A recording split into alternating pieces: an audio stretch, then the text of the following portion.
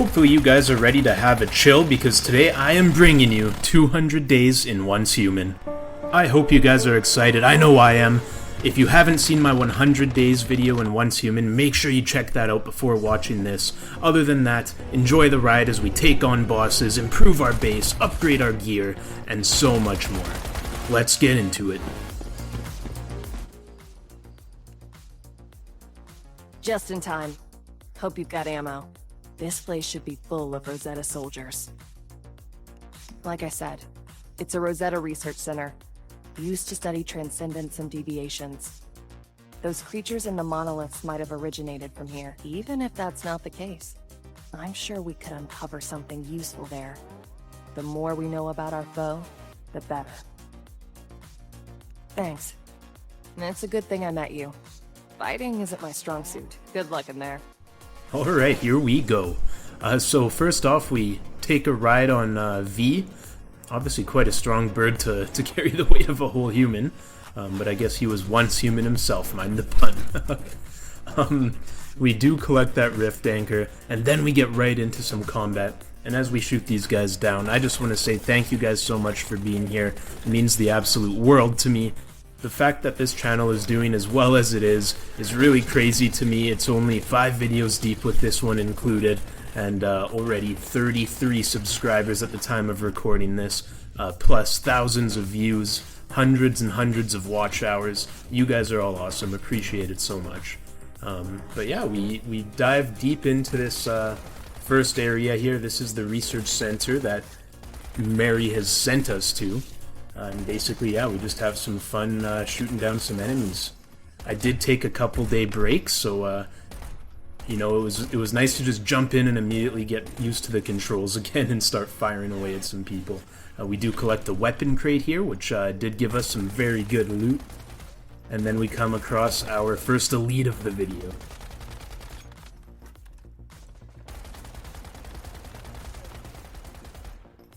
Really wasn't too much of a problem, took him down fairly easily, got up to level 23 there as you see. Tried to throw a fire barrel at this guy, but it didn't really do any damage, but that's okay, we took him out right after anyways, and just continue the onslaught of these Rosetta soldiers.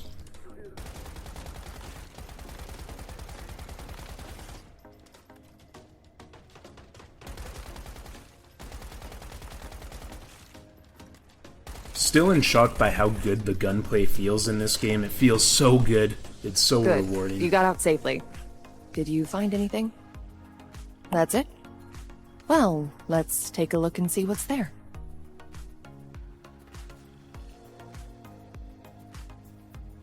Huh. Not really. Seems there's a power struggle within Rosetta between the Advent and Evolutionist factions. Anywhere you find people, you'll find politics, I guess. But no matter which faction we're talking about, nobody in Rosetta cares about human life. If they get their way, then the whole world will be lost. If you're interested, though, I have some info here compiled by the Mayflies about Rosetta's internal structure.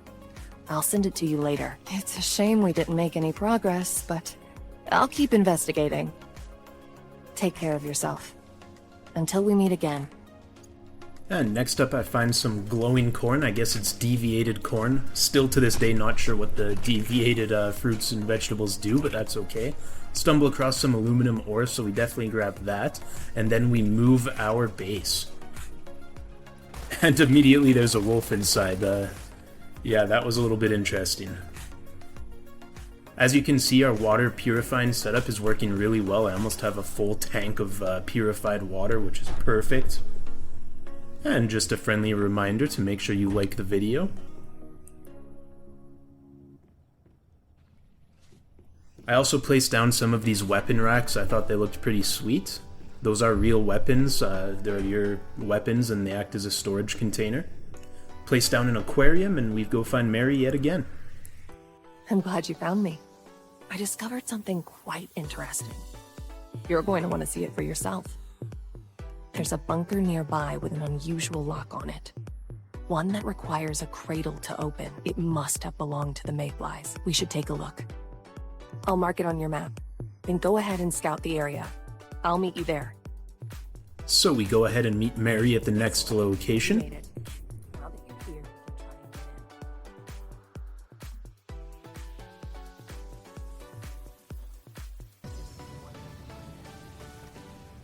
in. We then head into a bunker that looks awfully familiar to one we saw in 100 Days of Once Human, and if you haven't watched that, I do recommend you watch it first. And of course, the bloodshed commences. Something about the melee combat in this game is super satisfying, especially those final blows. We loot a chest and then we find Mary again.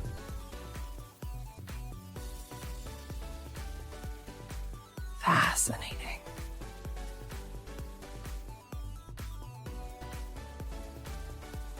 Looks like a Mayfly command post, if I were to guess. Hasn't been used in a long time.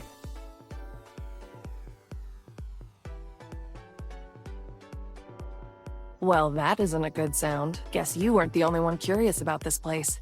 They must have noticed our arrival. You'll need to hold them off while I try to access the computer system. See what I can find. So after Mary and I accidentally tripped the security system, we do have 10 vultures show up. So my job is to take out all 10 of them, and that's what you see me doing here.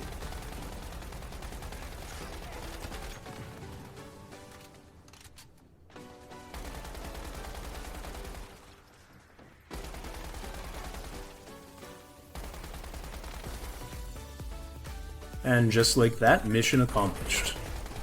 This one somehow snuck into the back room with Mary. I'm not sure why I tried to shoot the bucket on the ground there, but hey. Mayflies gathered here about a year ago. This is where they planned for their final mission. They tried to raid a Rosetta base, and things went south fast. We were nearly wiped out. But why take such a huge gamble and put everything on the line? There has to be a good reason. And then we find the investigation report and talk to Mary yet again. And then we decide to finish clearing out the bunker, grabbing all the loot that we possibly can. Find a nice storage crate in the washroom.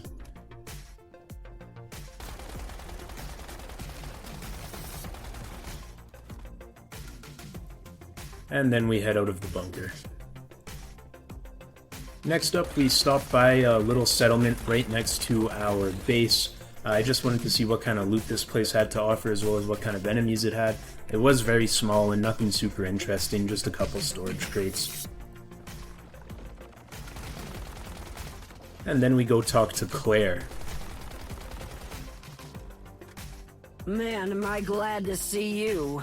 Did you come here to take on the Silent Beast?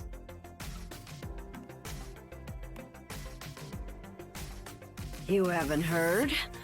Something's been creeping into the settlement here and stealing people away without a trace. The locals have started calling it the Silent Beast. Personally, I figure it must be a transcendent. Oh, that's a whole other story. Something's off about that guy. No matter how many people disappear, he just pretends nothing's wrong. If you want, you can ask him about it yourself at the management building. His name's Klein. I already tried talking to him, but the jerk just chased me off. So we go talk to Klein. What do you want? Look, there is no silent beast. All this stuff you might hear about some creature breaking in without anyone noticing, bunch of bull. You get bored and scared, start making up crap. Just don't worry about all this silent beast business, okay? So, And back did to you Claire. talk to the mayor?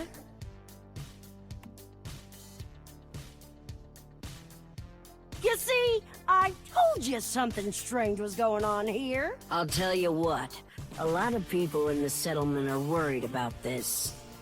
How about I raise some funds and hire you to look into it for us? There's one place not too far away that people always get weird about when I ask. I'll mark it on your map. I'd check there first if I were you. So we follow Claire's marker and end up at the furnace lair.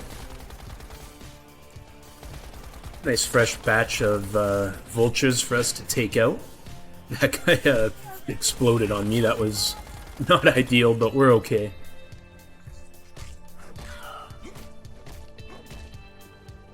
Fight fire with fire after that explosion. And that guy took a long time to die. I think my latency must have not been ideal at that point.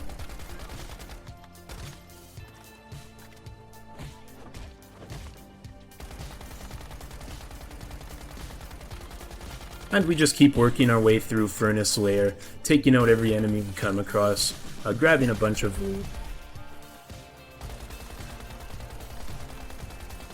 Was able to take this guy out through the chain link. Where is she? Where's my mother? And then I noticed this whisper. This guy is saying that the kid sounds like an adult, and he's not wrong.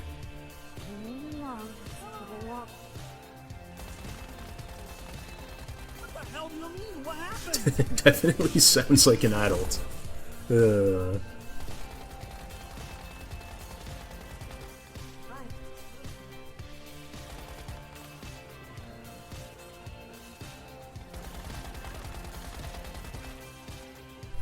Alright, and yeah, we just keep working our way deeper and deeper into Furnace Lair, following the quest objectives, and following the shadows of those in the past so we can get a full understanding of what happened.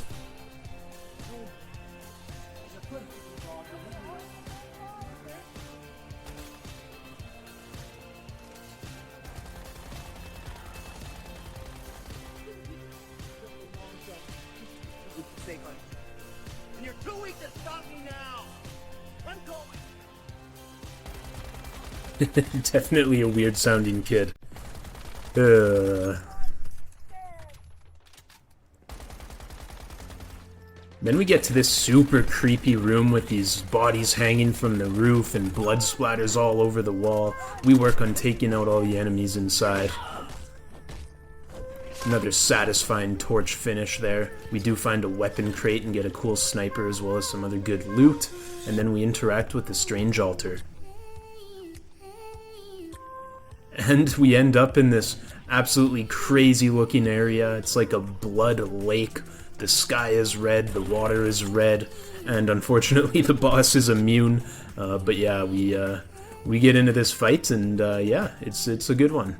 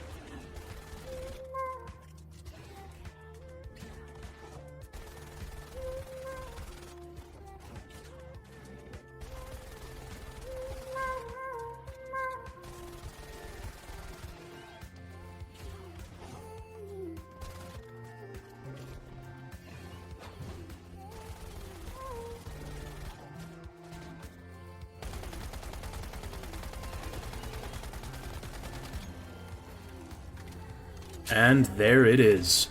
Finally defeated him. Awesome fight there. Got us up to level 25. And then as soon as I teleport back, I'm immediately getting shot at. So we take care of that little situation as they try and douse me with poisonous gas.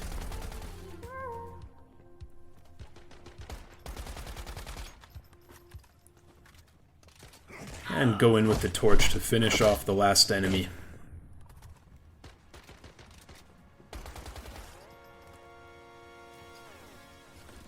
Find a nice gear crate. Then we find a mystic crate which had an awesome sniper in it. Test out the range of the assault rifle a little bit. This guy was pretty far, but it worked pretty well, especially with that reflex sight I have equipped. And we make our way towards the rift anchor and activate that. Find one of those guys with the briefcase on their heads and take him out, as well as one of these exploding bugs. Take out a couple more enemies in front of this giant museum.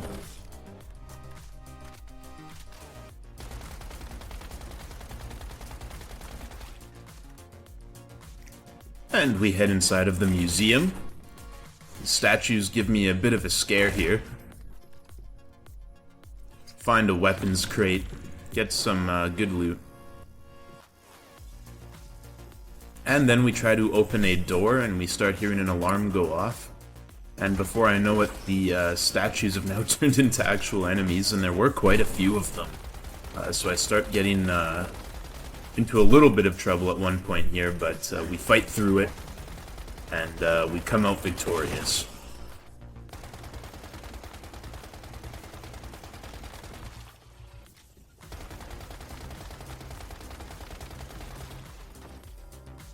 And then I hop in the elevator and ride up to the second floor.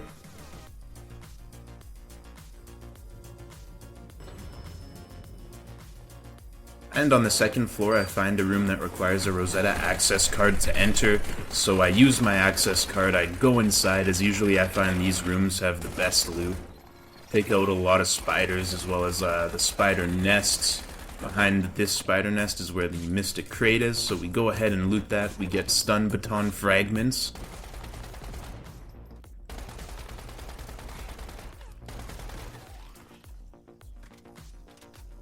And we continue taking out a bunch of enemies around Colt Town, as well as searching for any high-quality loot.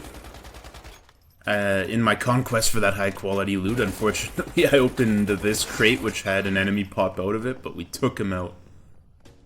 Then we activated the rift anchor to complete Colt Town's objectives.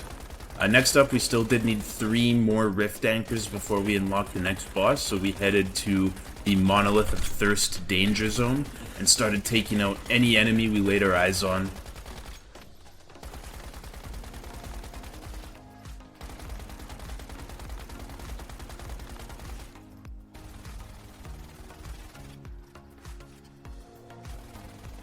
At this point we do find an elite, so we work on taking out the elite as well as some of his comrades.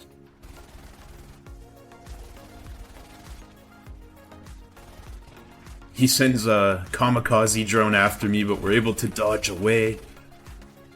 And after quite a bit of work, we were able to finish him off and activate the rift anchor in the building behind him.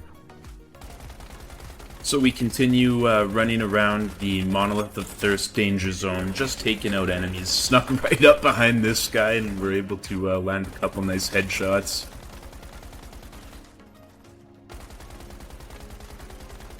This place was absolutely massive as well, just like a huge quarry.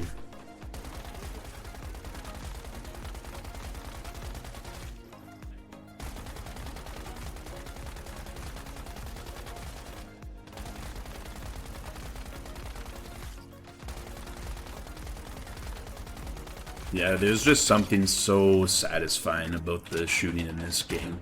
Landing those headshots just feels so good. And we find a mystic crate, so of course we loot that and we find some hot dog shorts fragments.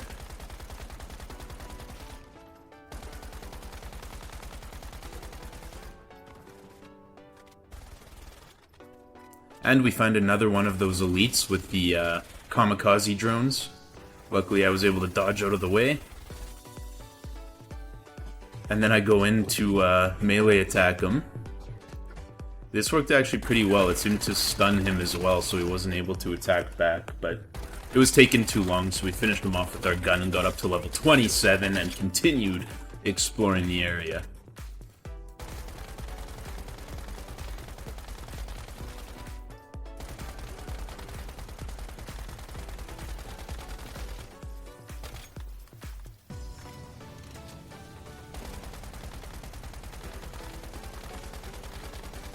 Now at this point I was starting to get frustrated. In that top left part of the screen you are going to see the settlement exploration, Monolith Thirst danger zone, and then a checklist below it. I was searching absolutely everywhere for one of these weapon or armor crates. I even ended up going all the way to the top of the quarry where there was this small little house and just praying that weapon crate or gear crate was here. Because once you finish that checklist, you actually get a huge amount of experience, as well as some other rewards. So it is really nice completing them. So that's why I'm still in this area. I'm still taking on these enemies around here. I'm just really trying to find that weapon and armor crate.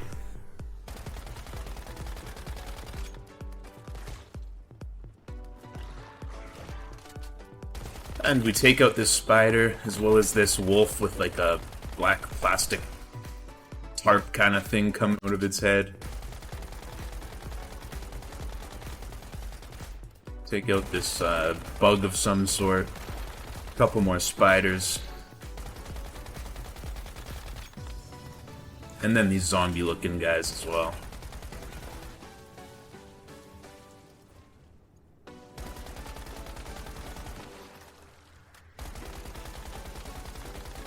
And we did find quite a few crates around, but unfortunately none of them were the weapon or armor crate we needed. So we gave up, we went back home, we placed down an electric furnace. This was awesome because now I could smelt down metals without the need for coal. Then I came across this. I was trying to access the loot underneath these like glowing branches. Eventually I figured out if you throw a Molotov cocktail at it, or use any type of burn damage, I'm assuming, it'll burn the sticks away and you can access the loot. Got 1,000 energy link plus some other useful items. And then we decide to go and take on the Gaia military base, if I'm pronouncing that correctly, I'm not sure. But we still needed one more rift anchor, so that's why we decided to come to this settlement and take down the enemies inside.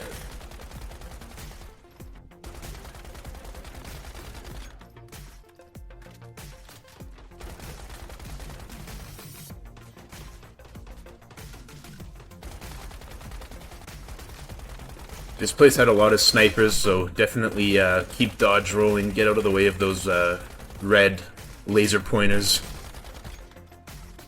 Then I found this like turret. I thought it would be a good idea to maybe go and finish it off with a melee attack. As you can see, my health is just melting down right now, so not the best idea in the end. I ran away to cover, healed myself, and then I did the sensible thing and finished it off with my gun.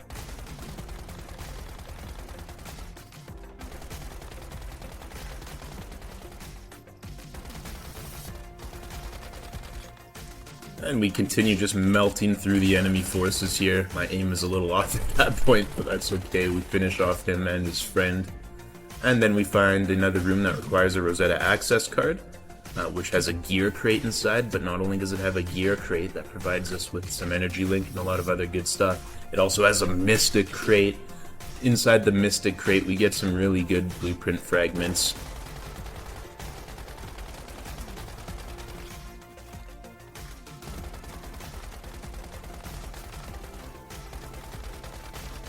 And we just continue melting down the enemy force, looking for any good quality loot we can find.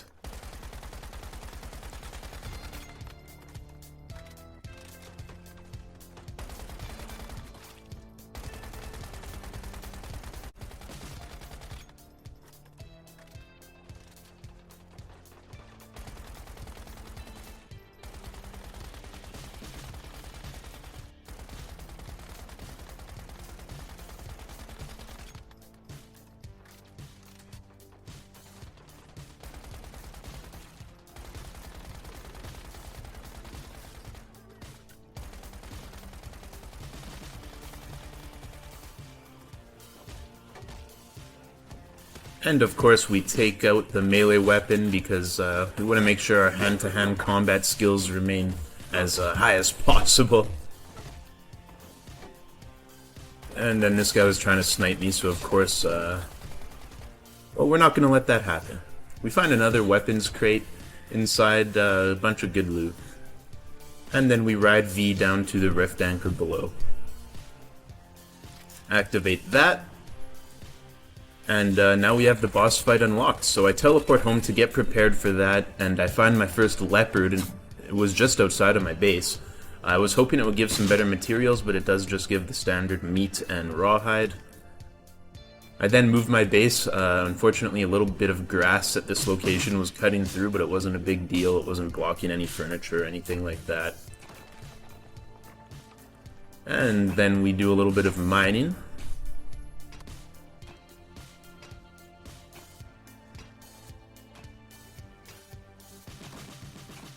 I'm just mining as much iron ore as possible right now so I can craft a huge amount of ammo, as sometimes these boss fights can take thousands and thousands of ammo. We then get back to our base and I'm able to upgrade our territory, which gives us more room and more slots for things like furniture and structures and that sort of stuff. And then we work on crafting ourselves a tier 4 weapon. We go with the same weapon we've been using the last little bit, the SOCR, with the power surge modification. And then we work on creating ourselves some tier 4 gear as well.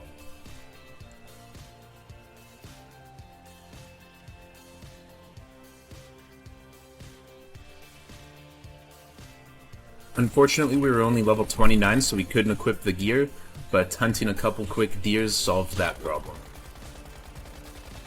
And now at level 30, I am able to equip tier 4 items.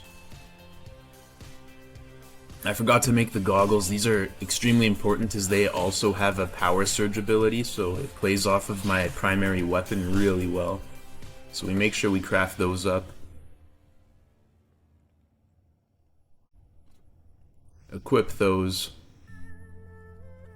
And just equip all of our tier 4 gear, and then we also put modifications on every weapon and every piece of gear I have. My main focus was to find modifications that improved power surge, just really working on that build and enhancing all of that power surge damage. So whenever it was possible, I made sure to choose a power surge related modification. And it ends up working really well. You guys will see the amount of damage this power surge does as the video goes on. But basically, when you're seeing the damage numbers, what you want to look for is the blue numbers, and those are the power surge damage numbers. I think it probably does at least half of the damage for me, just my abilities and the power surge itself. So we continue just going through all of our gear, selecting the best possible modifications.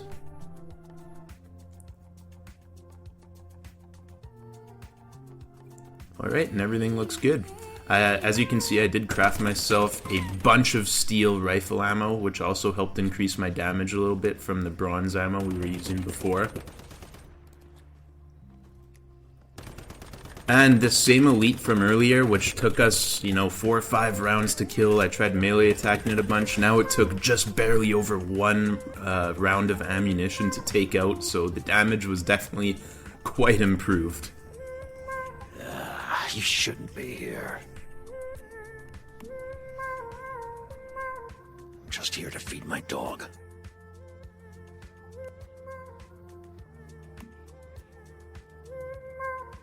Don't you get it? Humans aren't predators anymore, we're prey. A herd of prey will take care of their sick and their elderly, but when a predator comes... well, those are the ones that are left behind. A few die, so the rest can live. Like it or not, that's human nature.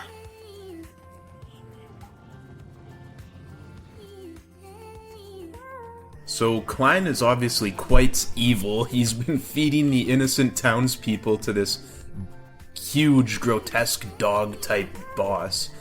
Just sacrificing them, and didn't really consult anybody, just decided to go on his own, and that would be the best idea.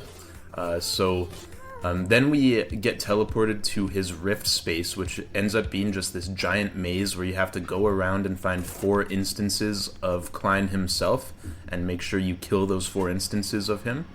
So yeah, this was probably my least favorite mission in the game. It was kind of boring. It was just running around absolutely everywhere looking for these 4 instances of Klein so that we could finish him off for good.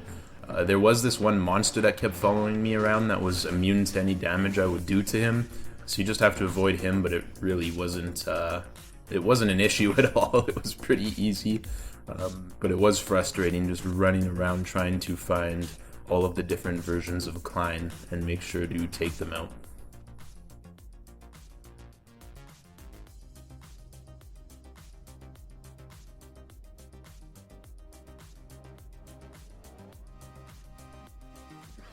Alright, and here's the last one. Finish him off, and he did drop a deviation. So we were able to grab this strange door deviant from him. And then we ride V down to the entrance to the next boss.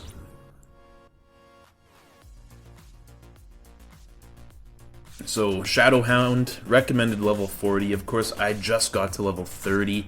And it did say recommended 2 players. It is just me. I am alone, but that's okay. We have a pretty good bit of a setup going on with our Power Surge build.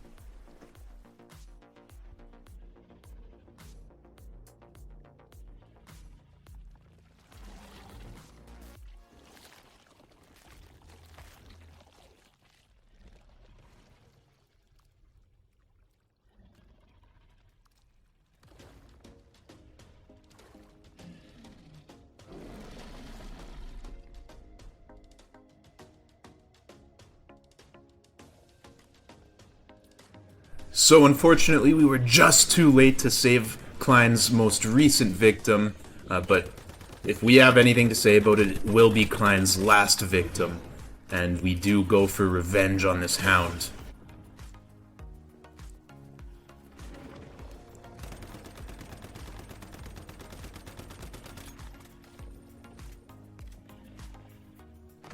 So this boss fight arena was pretty cool. There were a couple of portals you could use.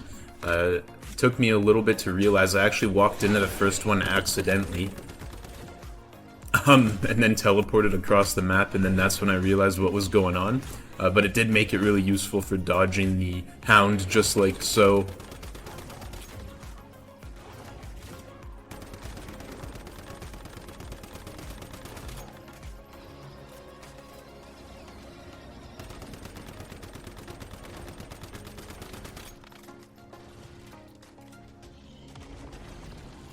Unfortunately, you did have to go through the front of the portals, you couldn't go through the back, so that confused me a little bit, but eventually we figured it out.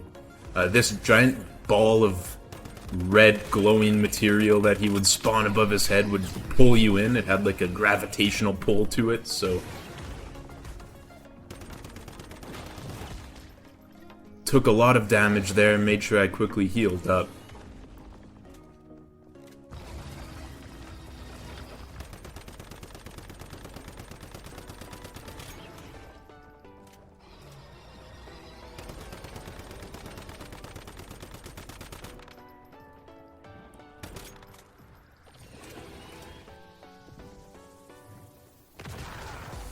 I ended up taking a portal right into the path of him. That was a mistake for sure, but it's alright, so we are able to heal up and keep going.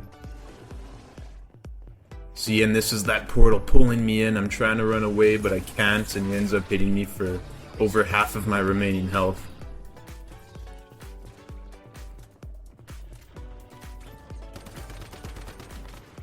And then at this point, the mechanic is that you have to aim for the weak spots. That's those red glowing things on each side, on his shoulders there. Otherwise, you only do like 4 damage, so you definitely want to make sure you take out those weak spots. Wasn't able to dodge out of the way in time, so made sure to heal up again. Use the portal. Run away from that giant glowing orb that was sucking me in. And I'm not sure what actually hit me there, but it did finish me off. Luckily, I had crafted some adrenaline shots, which are able to revive you. And I still hadn't quite figured out the mechanic of aiming for those weak spots yet, but I do figure it out pretty soon here. Right after I heal up one more time and use the portal to escape, you'll see that red glowing part on the side of his body there. I just need to hit that. Alright, and now we can do normal damage again.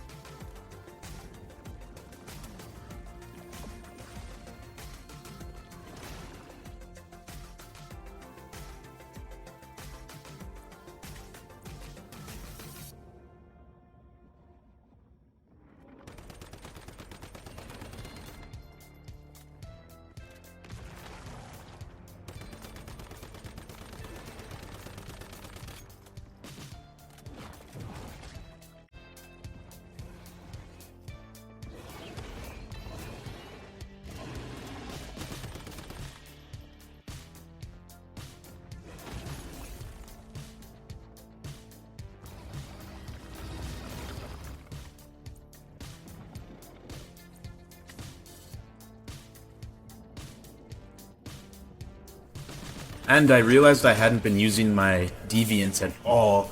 Probably would have been smart to be using the deviant from the start of the fight, but that's okay, better late than never. We enlist the help of our butterfly. We have to make sure we don't die again, because at this point I am out of adrenaline shots. So yeah, just doing everything I can to try and stay alive here.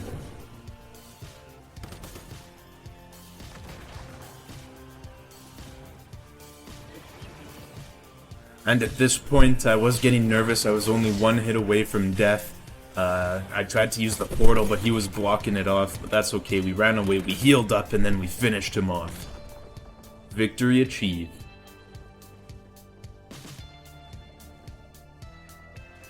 So we go ahead and we grab the loot from completing this boss.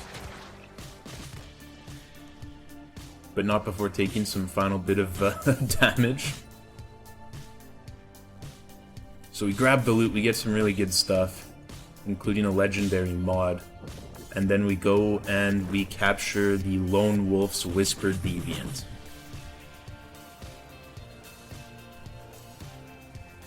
And then we end up leaving the dungeon and go and talk to Mitsuko. It's good to see you again. I should have known you'd want to register. I've got more mechanics ready for you.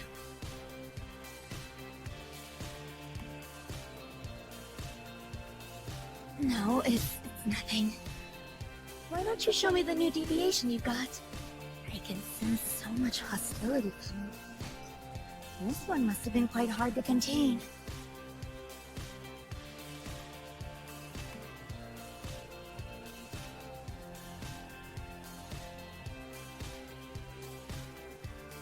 I'm fine. It's dust. And I checked out that dream catcher you taught us. I think it affected me. Gave me nightmares. From when I was being held by Rosetta, she consumed us all. Me, the mayflies, all wiped out.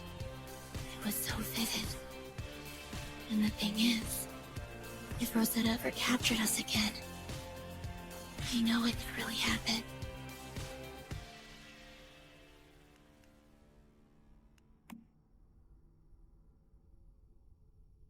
You can't underestimate the evolutionists.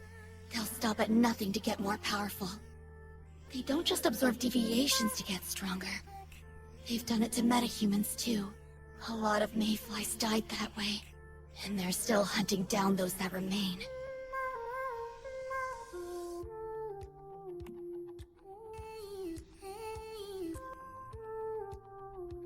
You're always so confident. No matter what we're up against, you're ready to face it head on. Meanwhile, I'm here, complaining, worrying, hiding. I'm sorry. I have to toughen up more. Like you, after all. We'll never be safe until the evolutionists are defeated, once and for all. And next up, we go There tell you Claire are. what happened. Klein's gone missing. There are all kinds of rumors, but the leading theory is that he was actually helping the Silent Beast.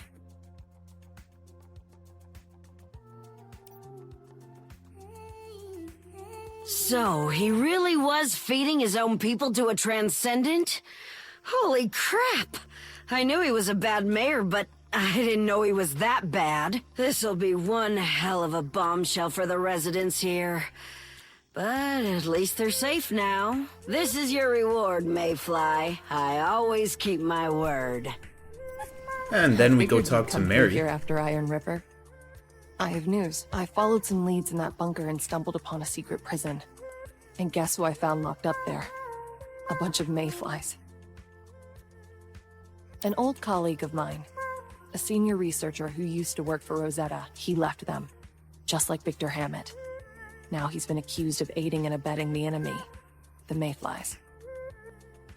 At an industrial park that Rosetta converted into a makeshift prison. When you get there, head to the central warehouse building. That's where they're holding my colleague and the mayflies. So I head to the area Mary had described, and once I get there, I do take out some enemies and run around looking for some loot, and eventually I find where Mary is meeting us.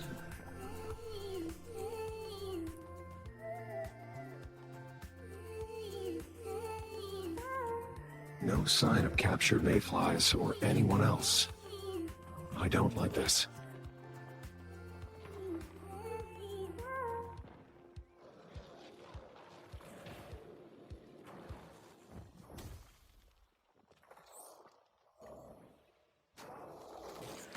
We just walked into a trap. Yes, that is exactly what you've gone and done. Not without a little prodding, of course. But I need to thank you for inviting me to your safe haven. Without you, could I have met that girl so soon? I am sorry it's come to this. I enjoyed our time together. Truly. But what I have planned next is far too important to be thwarted by you and your friends. So now, a sacrifice for the greater good is called for. It's time for you to die. Again.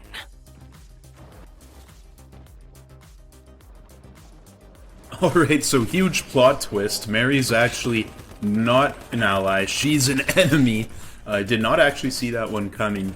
Now I must say, if this was her plan to kill me, it wasn't very good, because that might be the easiest creature I've taken down yet in this game. I was expecting like an awesome boss fight, and this thing died within like 2 rounds. It was pretty embarrassing. Made it out in one piece. That's the good news. But I think our friend Mary just betrayed us. If Mary and Rosetta are creating monsters like that, then we'll need to keep getting stronger if we're going to take them down. Taking on another Transcendent is the best way I can think of to do that. The nearest settlement from here is Tallgrass. Maybe we should try there. So after that, I head home and start tearing down my home. I decided I wanted to upgrade my base a little bit. I did unlock stone building structures, so I wanted to make use of the stone structures as well. So that's what you see me doing here. First of all, we start by creating a bit of a foundation. We move all of our furniture and workbenches and that sort of stuff into the middle so it's out of the way. But I didn't want to destroy all that stuff because I was worried I would lose some resources. End up having to build around myself. We'll fill in that hole later. But yeah, just work on kind of laying out a foundation. Unfortunately, I had collected so much gravel in preparation for this build, and I didn't even finish the foundation. So yeah, I'm gonna need a lot of gravel, which means lots of mining ores and rocks.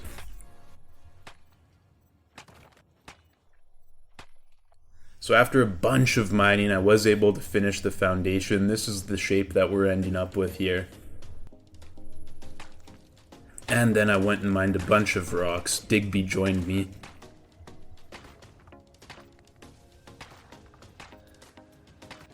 I'm only showing a small percentage of the amount I actually mined. It is absolutely crazy how much mining I needed to do in order to complete this base. But we flash forward in time. You can see I have a bit of a structure going, a staircase in the middle. I do end up moving that staircase because it wasn't symmetrical. But yeah, and back to mining an absolute crap load of rocks. I did find a silver ore here as well.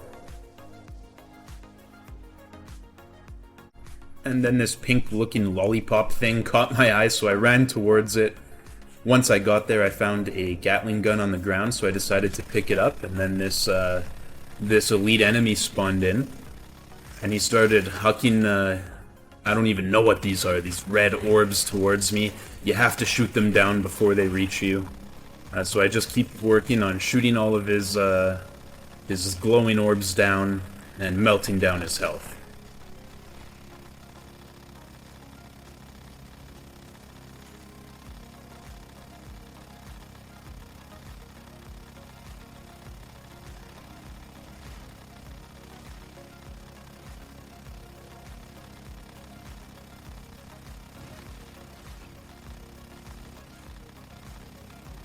At this point, things got chaotic. He had spawned in some friends to help him out. He had sent a bunch of orbs my way, but we were able to take it all out fairly cleanly. And then I just decided I'd focus fire him here at the end, just to finish him off. And just like that, we completed this little event that had popped up. And luckily, it did give us some loot for our effort, so we go and collect the loot. Got some good stuff, including 1,000 energy link. And we mine another silver ore, as well as some more gravel. And once it's all said and done, we finally have our new base. As you can see, I have this really nice large front balcony area with a mailbox. I then have my water refining equipment over there on that side. On the other side, I do have our garage. And then as we go inside, we have a huge open main floor with double tall ceilings. I also unlocked this airstream thing where you can jump and it boosts you in the air. It wasn't quite tall enough to go up 2 floors, but you could still make it work by using V and climbing. I put my securement units upstairs. Leave a like if you notice those like buttons above the door there. It would be much appreciated. And then outside we have a nice large balcony with our rainwater collector and our solar panel.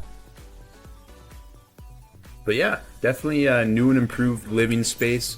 I then decided I'd place down a piano, and I added like a red moody light over top just for effect. And then I decided I will play a Mozartian rendition of Twinkle Twinkle Little Star.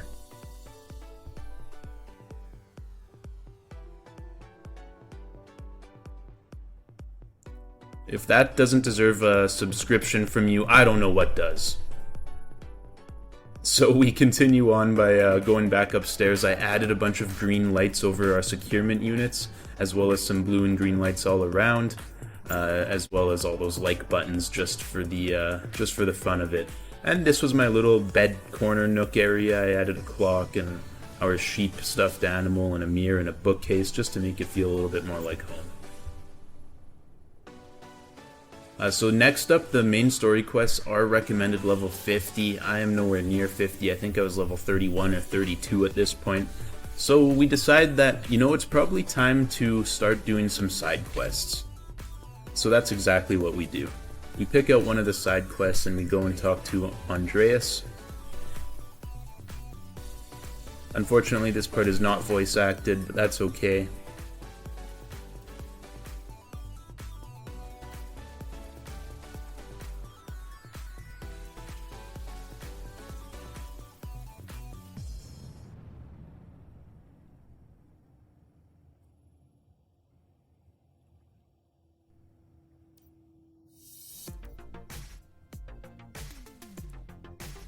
Alright, so basically she sends us to go investigate an area where there's some fishy stuff going on.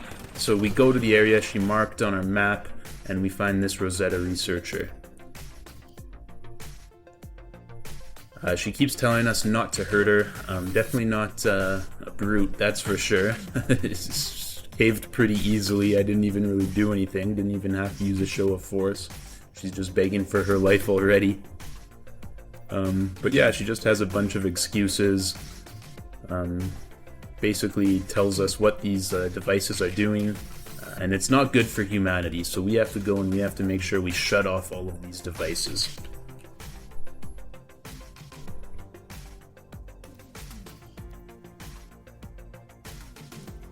So she runs away, we close up the system,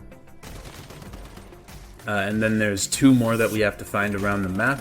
On the way, we do get up to level 32, and we do loot a few chests and take out a couple enemies. And then we get to the second one,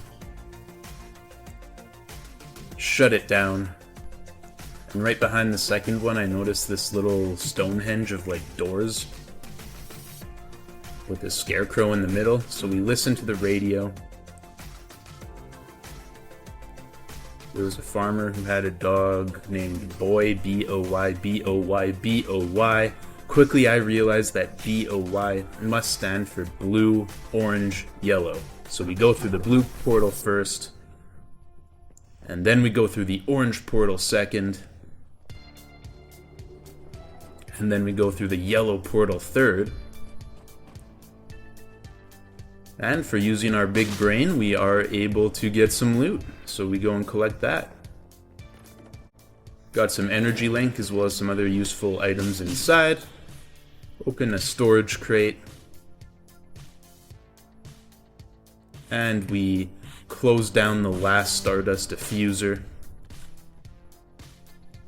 So now we go back to report to Andreas. But not before we find another one of these events with the Gatling gun. This time the mist was so dense I couldn't even see what I was shooting at, but I did see the health bar, so I just kind of sprayed and prayed here, but it ends up working out.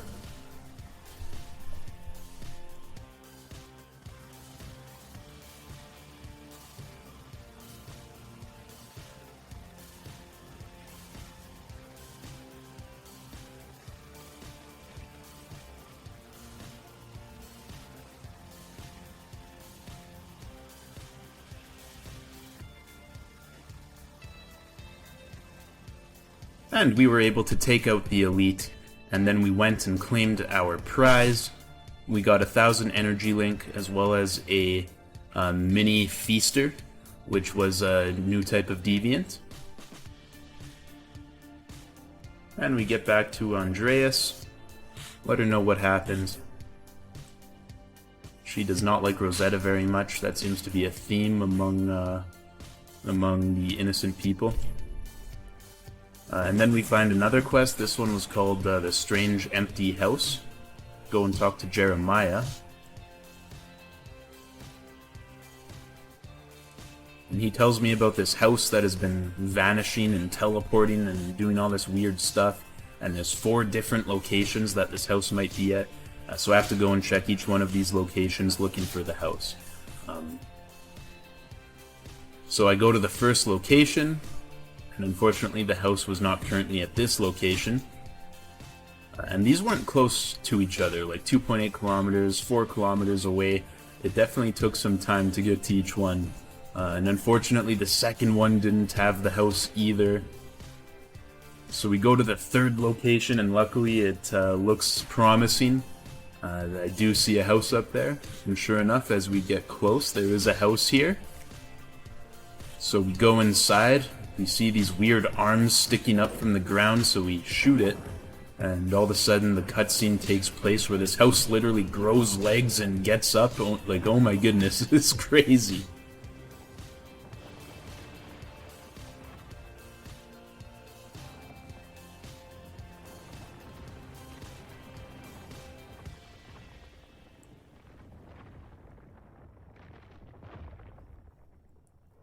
So this was pretty cool, not what I was expecting at all. We finish off the arms, then I'm trying to figure out what I need to do, and I realize I need to shoot certain items in the house. You can find out which items need to be shot by pressing Q, which activates your Witcher senses essentially. But yeah, we take out all the necessary items, we go and we get the gear crate, and then we fly off with the help of V. And we go report back to Jeremiah.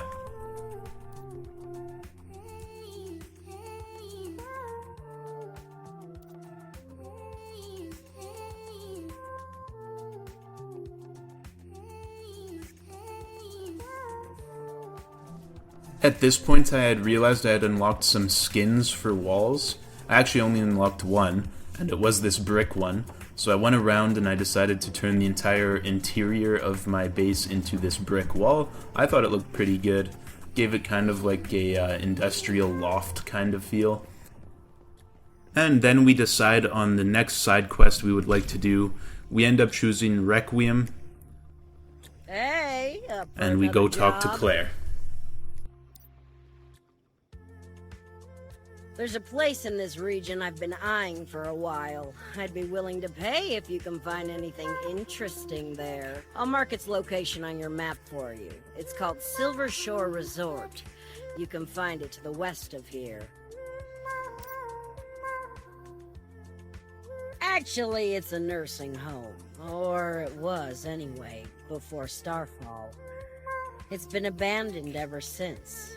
I don't think it's very safe there, but that's why I'm hiring you, isn't it? I'm trying to understand more about how people treated the elderly and dying before Starfall. Why don't you see what you can dig up that might shed some light on that? So, on the way to Silvershore Resort on a quest for Claire, we did stumble across our first bear of the game. Again, I was hoping it would drop something interesting, but unfortunately it did just give the same rawhide and meat that every other natural mob in this game seemed to drop. And we take V all the way down to the resort itself, where we start fighting some enemies, including one of these, light head guys. Got us up to level 33. We then whip a fire barrel at this big, fat, jello-looking guy, and take him out. As we go to grab a crate, a fridge explodes on us and an enemy pops out. We take out the deviation, and then we go grab the loot from the storage crate.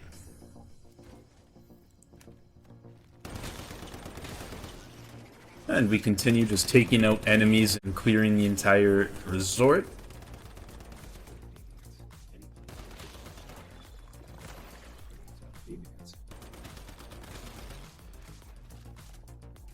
And in doing so, we were able to find a mystic crate.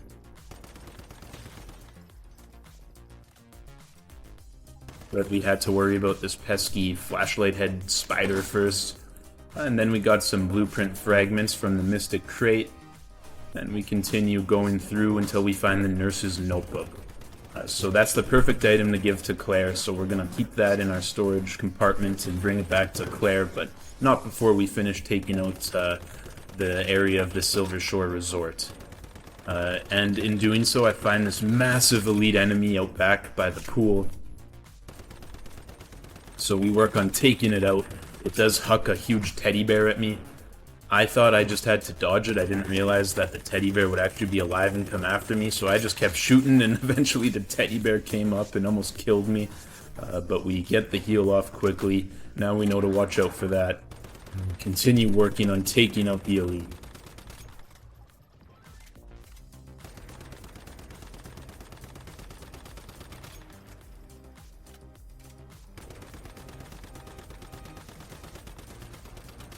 And just like that, we finish it off, but not before it spawns a couple of enemies. A little bit annoying. I couldn't have killed it one shot sooner to avoid having to kill these guys, but what can you do?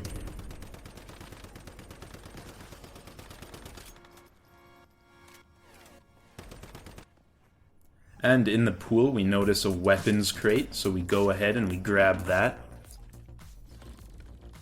Got a bunch of good materials there, and we head down to the docks of the resort where we take out our baseball bat, and, well, I think we hit a home run on that one. Activate the rift anchor, and then as we continue to explore the area, we find this elite called the Mother of Life. This one was a really strong elite, actually. It took quite a bit of work to take it down. I'll let you guys watch and enjoy it.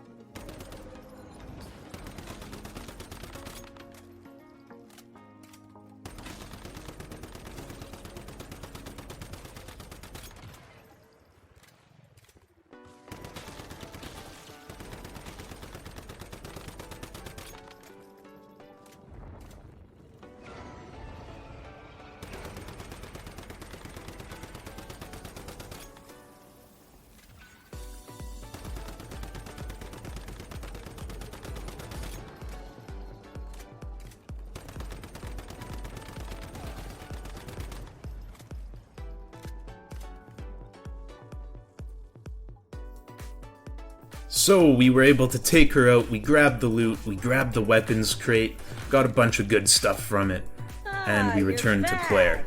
Find anything at the nursing home?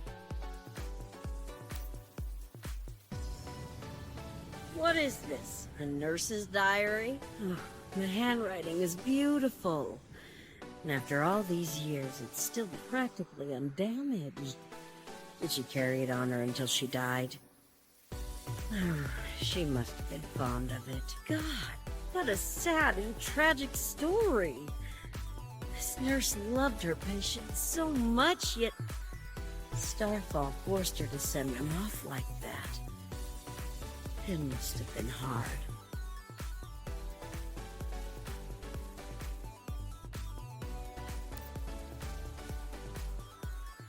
I will. I'll keep this for myself, to remember what we were forced to go through during Starfall. What sacrifices we all had to make. Since you've been so helpful, why don't you take some mod enhancements? Just don't ask me where they came from, or expect me to hand them out every time, okay? And continuing trying to level up so we could advance the main quests, we pick another side mission, and we head towards that where we find T-Man for the first time. And quite the interesting bounty for you, if you're interested. But of course, our client this time is a Mr. Gene Sheckley, whose husband, Robert Wolf, was brutally murdered by a deviant while out foraging. Oh, I almost forgot to mention. There's something special about our client, Mr. Sheckley. No, nothing like that. It's simply that, while it's only been less than a week, our friend Gene still hasn't paid for the bounty. But don't you trouble yourself with that. After all, collecting fees is my job. Even if Mr. Sheckley hasn't paid yet, I'll pay you the bounty as soon as the target is disposed of.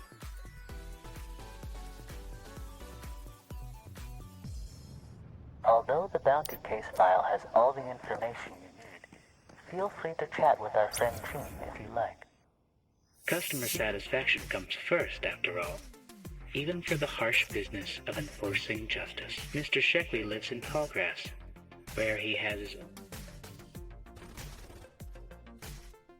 Alright, so basically, anytime you find Mr. T, he's outside of a dungeon called the Securement Silo. These are other types of dungeons you can do to get a bunch of loot and to get experience and to keep moving through the game. So this was the first Securement Silo I had found. So yeah, we get to work and we make our way through the Securement Silo.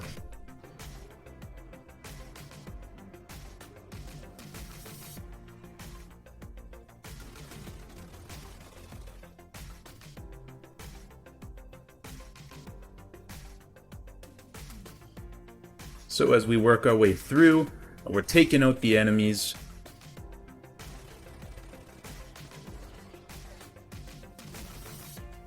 This room had quite a few, but that's okay. We were able to take them all out.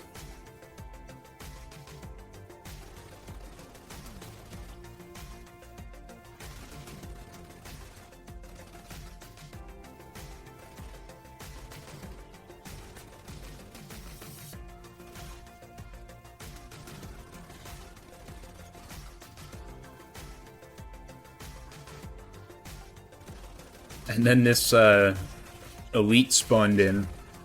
He actually, like, one-hit me. So I made sure to heal up, use my adrenaline shot, then use a activator.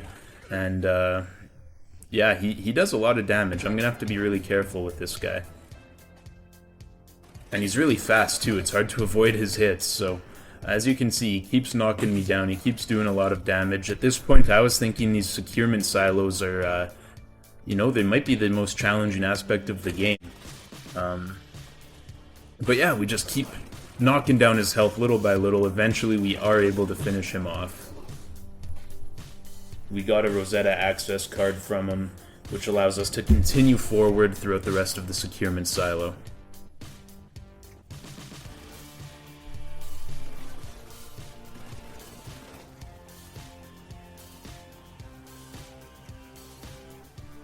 And then we get to a prison room with a bunch of enemies inside, so we get to work on melting down their health.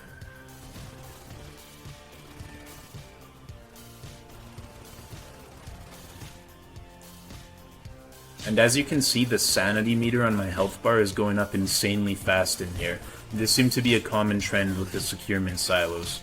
I did not have any items that reduce sanity on me, so that was a little bit unfortunate. If you guys are doing securement silos, definitely bring some sanity gummies or something that can help you to reduce that sanity. But we finished clearing out the prison room here with one last enemy. Then we kind of look around, trying to find out where we're supposed to go next. I end up finding this hole in the back of one of the prison cells and go through. While it didn't lead anywhere, there were a couple of storage crates and a medical kit that I was able to loot.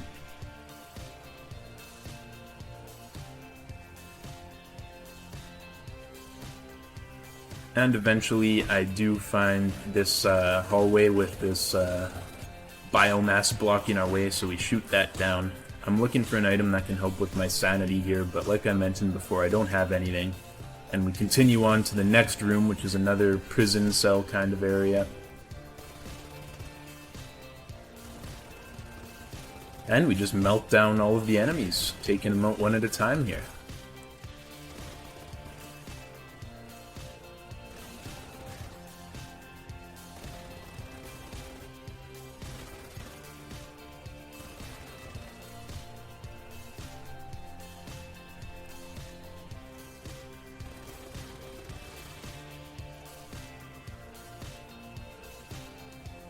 And then we get to this area, which, if you've ever watched Squid Game, it's basically the same as red light, green light.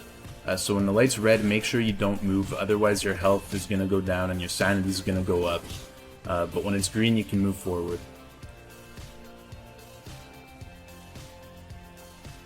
So we keep making our way towards the next part of the Securement Silo.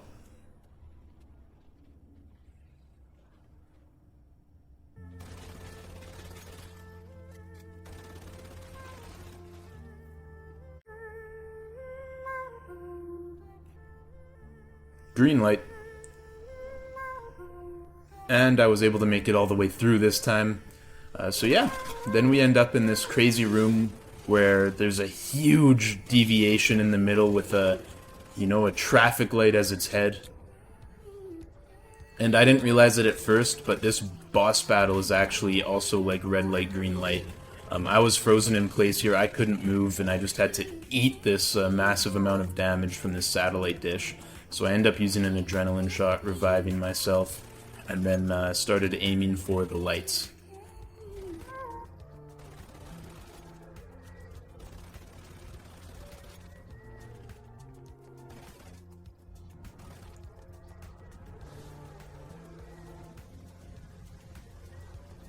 And as you can see, the sanity bar had pretty much filled up my entire health bar at this point. I was not working with very much health. So I really had to be careful. As soon as his lights turned yellow, I would make sure I had good cover.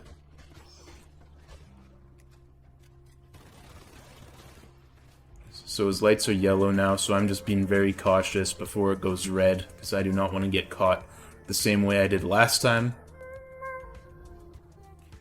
I then decide to look through my inventory for any items that could help me at all, but unfortunately I don't have anything that's going to help with sanity. I think I was in denial at this point, just looking at my precarious situation I had ended up in. But yeah, the lights turned green. We finished melting down the lights on this side. So we work our way to the other side of the room, where there's more green lights for us to shoot and destroy.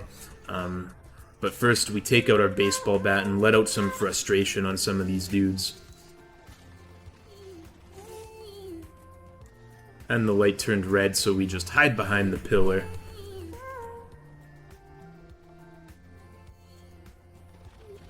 And once they turn green again, we work on continuing to take out the deviation in the middle there.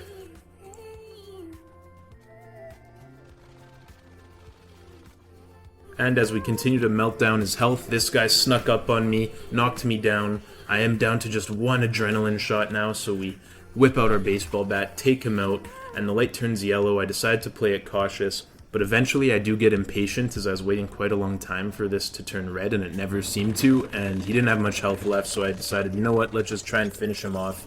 Luckily it worked out. Victory achieved, so we go and grab the loot.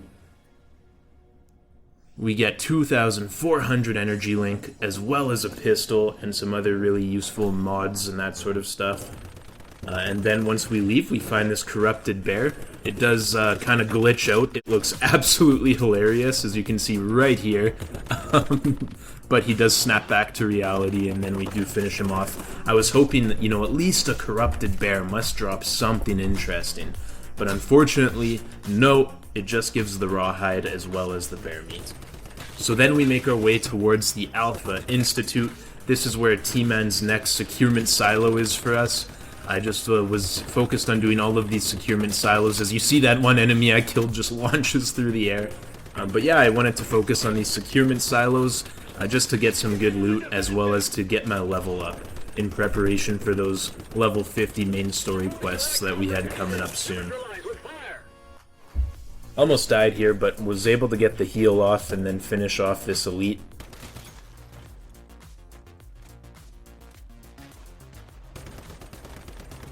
Just focus fire his head and able to finish him off here. And we work our way deeper into the Alpha Institute, taking out enemies, grabbing any loot I can find.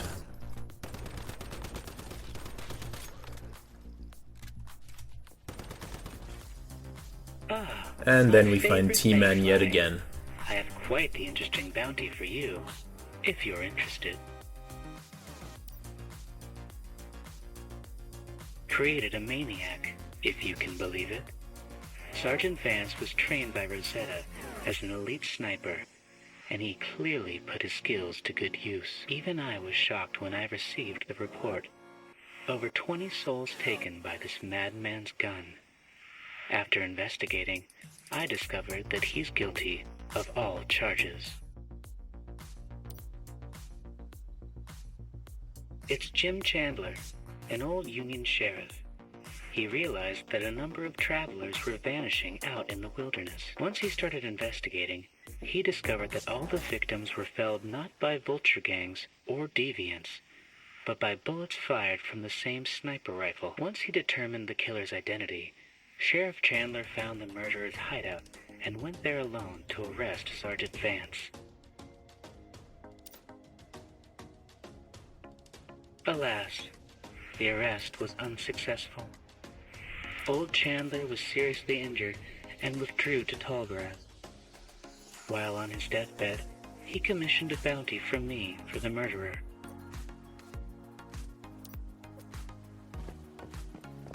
Actually, I rather miss Jim Chandler. When he was still alive, he'd come and discuss issues of law, morality, justice, all those sorts of things with me. Our talks really touched me and helped me improve my operations. He truly was not just a friend, but a teacher. It's a pity that the old sheriff was so honest. He had no real money left, and could only leave me these batteries for the bounty, a rather low price for a killer from Rosetta. But for Sheriff Chandler, I decided to make an exception. So once T-Man was finished all of his rambling, we enter the securement unit. Immediately we have to drop all the way down.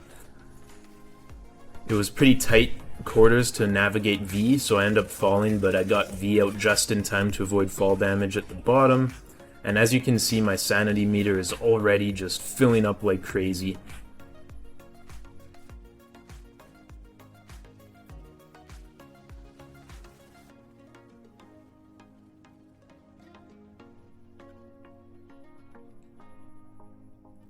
So we continue working our way through this next securement silo, taking out enemies, grabbing all the loot we can.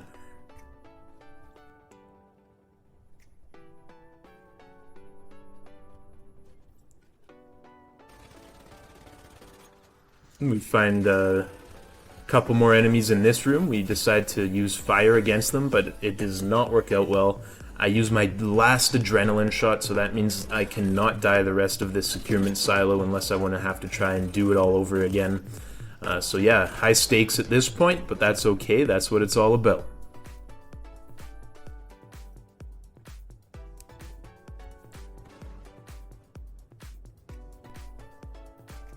And we just keep working our way through the securement silo. Getting deeper and deeper and deeper into it. Find a couple more enemies here, take them out. Grab another storage crate.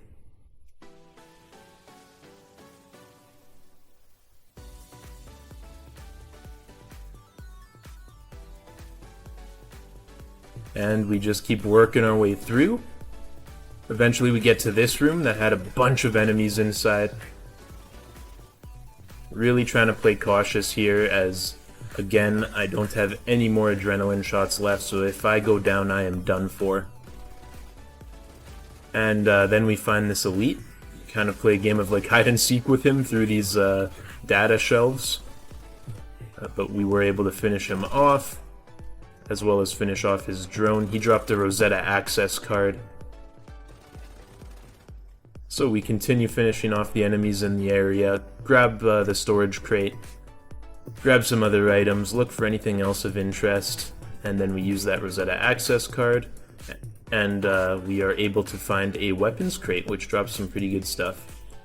And then I was looking for where I was supposed to go next. I couldn't really figure it out for a little bit here, but then I started to backtrack and I found out where we're supposed to go, which was down this corridor here. Used another Rosetta access card to open the door, and once we were inside, there were snipers everywhere, so took out the snipers, took out the enemies on the ground. There was an automatic turret over there too. Definitely wanted to make sure we took that out.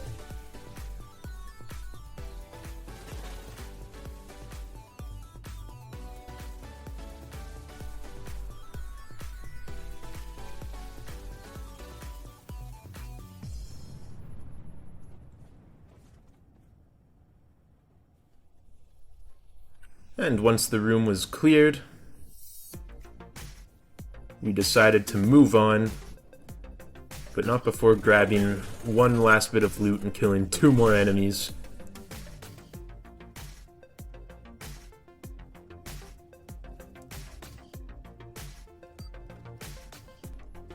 And we make our way towards the next part of the Securement Silo. Then we get to this main control room. This looks like a room you'd see in, you know, a SpaceX headquarters or something. Looks like they're launching spaceships or something crazy from this room. But anyways, we find this elite enemy. He has a lot of health. Again, I'm very cautious at this point because I know if I go down, it's game over. So heal up here. Just try and take out the smaller guys first, just so I can 1v1 the elite. Keep dodge rolling around, keep firing shots away, and eventually we are able to focus fire the elite and finish him off. And victory has been achieved, baby! So we do a last little bit of looting, and then I'm trying to figure out where the loot is. Eventually I find it, we grab it, we get 2400 energy link yet again, as well as a bunch of other useful items. And we leave the Securement Silo. Come here, Mayfly. Outside, we talk to T-Man. I want to ask you a question.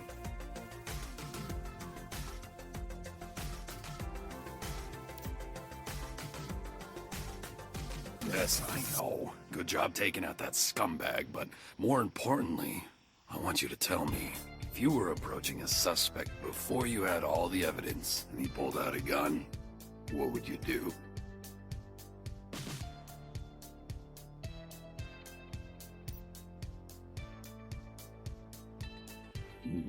Here I thought you follow the law to the letter, just like T-Man always preaches. Was I mistaken?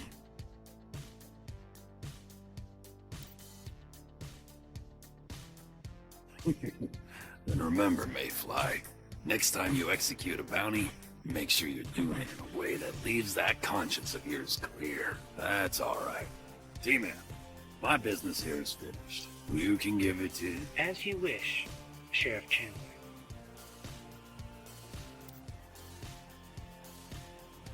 A sheriff hat, and his position. When Sheriff Chandler issued the bounty, he had a special request. If anyone successfully fulfilled it, I'd let him interview his successor. It seems that Sheriff Chandler is quite pleased with you. So, maybe I should say, Sheriff, this hat is yours. Congratulations, Sheriff. And you should know, this is a proper official job. It's not just an honorary title. Please keep in mind that your weekly salary will be sent to me first, so be sure to come on time and collect it. Alright, so with the Securement Silo finished, we decide to go back to the Alpha Institute. We were still looking for that mystical crate so we could complete the area. Take out any enemies we could lay our eyes on. As you can see, that power surge damage is really doing some work for us.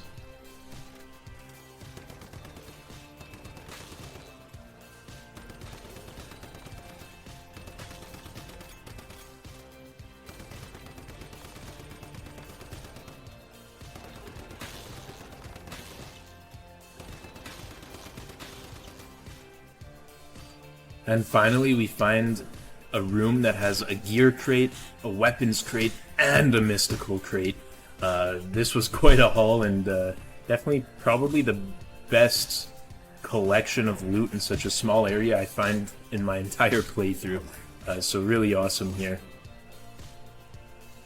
And of course that lets us finish the entire region, which gives us a nice experience boost. I then find another one of these events. This one was a little bit different. It didn't have a Gatling gun for us to pick up. Instead, I just had to go around and use my actual weapon and kill all these guys. So we go ahead and do that. As you can see, quite a few of them end up spawning in. But with our power surge, it's no problem. Take out the baseball bat just for some fun, but get myself into a little bit of trouble, so retreat. Go back to the gun, and at this point it was pretty easy just finishing them all off. And just like that, the loot crate spawns in, so we go ahead and grab it. And we get 1,000 energy link and another mini feaster. And then I decide I'm going to upgrade my vehicle to the all-terrain vehicle. This thing looks absolutely awesome, like a mix of a Jeep and a Hummer in real life. So we get that built up, then we spawn it in to take it for a test ride. And as you can see, this thing is a beast. It'll literally just crush through rocks and ores. Absolutely awesome. And I am very good at parking, if I do say so myself. Check that out right there. So we go back into our base, we place down an electric stove, as well as a synthesis bench. I had one of these before. I don't know what happened to it. It must have got lost when I rebuilt my base. And then I placed down this logging operation thing. Basically, it's supposed to automatically log for you and collect resources for you. So I hook it up to our power source, and I guess it's starting off with collecting some apples for us, which sounds good.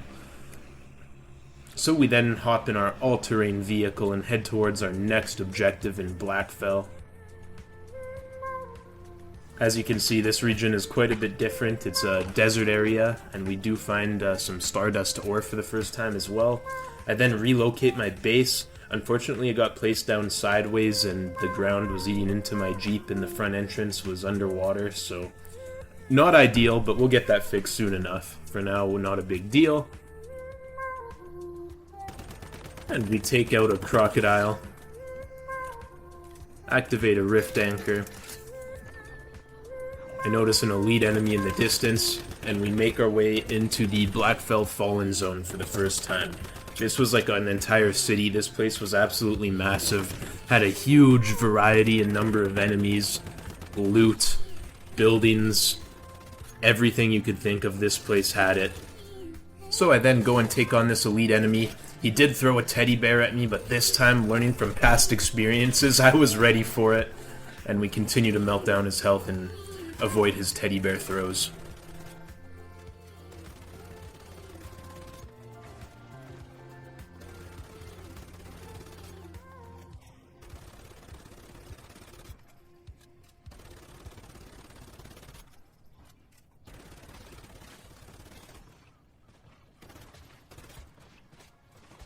At this point, he lands quite a few hits on me in a row. Luckily, I am able to heal up and get out of the way eventually. And his health is getting pretty low, so we just go in to try and finish him off here. But not before we kill another teddy bear. And there we go. First elite of the Blackfell region, and this guy was pretty tanky. Obviously, it's a big step up in level from the region we were at before. But we were able to get some good loot from him, as well as a gear crate behind him. I then found one of these jellyfish things, but this one was an elite version. It was bigger and much tankier. But luckily this wasn't too difficult to take out. So we finished him off. Eventually drops to the ground, and we're able to grab some gear from him, including a sleek leather jacket. I then tried to shoot through the chain link fence, but it did not work. This chest fooled me. But that's okay, we took out the deviation hiding within. And eventually we find a weapon crate inside this mansion. Take out a balloon guy. And behind him you'll see a balloon boss elite guy. So we decide we're going to take him on.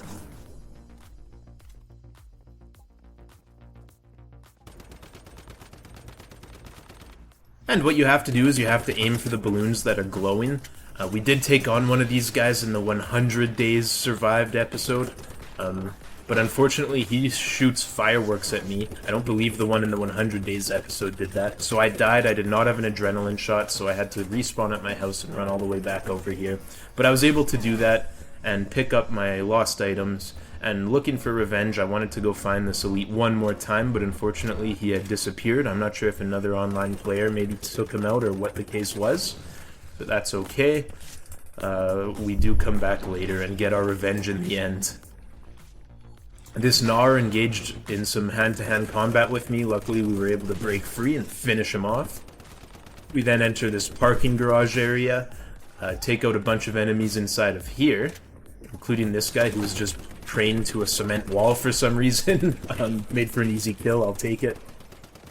And we just keep working our way through. We eventually find a spawner here that we take out.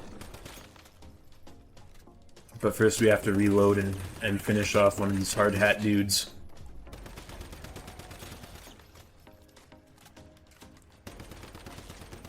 But we finally do take out that spawner as well as another enemy. And then we loot the weapons crate that was right beside him. Finish off one last enemy in the parking garage, loot one more crate. And then we continue on to explore the rest of the Blackfell Fallen Zone. I found another one of these elite jellyfish. They give pretty good loot and they go down pretty easy.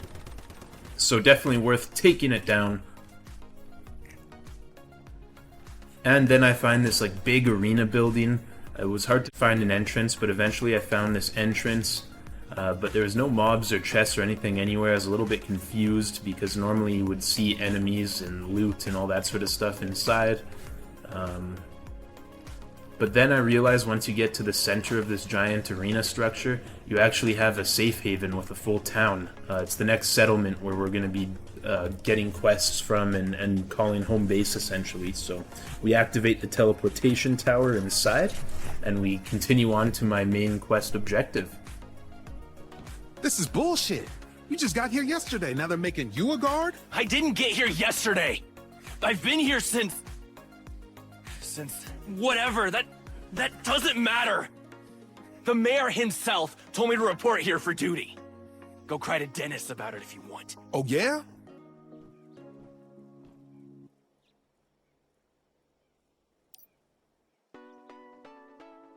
Great. Another outsider.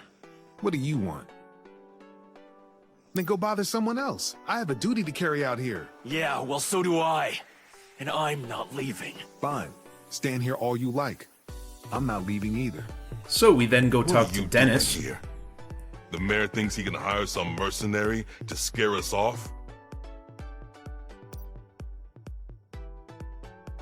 Trent? He's a former Rosetta goon who took over the settlement out of nowhere And now he's brought in so many outsiders that we're running out of supplies. But you'd know all about that already, wouldn't you? Tell Trent we're not scared of you, and we're not giving in. And then we make our way to Trent, who is the mayor of the town, and talk to him next. Yes, can I help you? That's one way of putting it. We've already had 2 riots. Now it feels like we're on the verge of a civil war. You may have run into a man named Dennis Mobley. He's the leader of Blackfell's oil workers. He claims I took over Blackfell and let in more outsiders than we can support. Now he's instigated a strike that's crippled the settlement.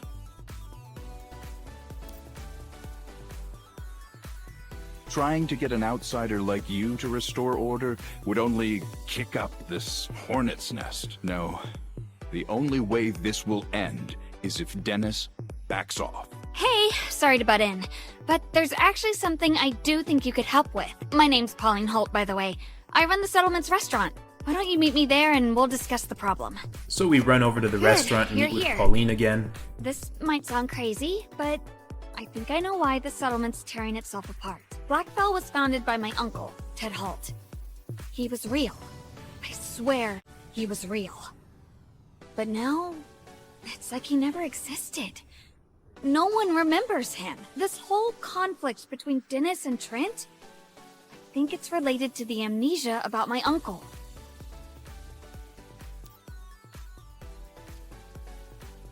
I don't know. There's more to it than just memory loss. Everyone here is getting angrier, too. Like their grudges are the only things they can remember. Take Trent and Dennis. They used to be super close, but now it's like they're blood enemies. Something weird is causing all this. So, I've marked down any places I could remember with a connection to my uncle. One of them might be related to our troubles here. If you can check them out, I'd be glad to reward you for your help. And then we go on and keep exploring the Blackfell Fallen Zone. I want to find the mystical crate so I can complete the zone and get the XP reward. And in doing so, I found another elite. This guy kept sending out shockwaves that you'd have to jump over.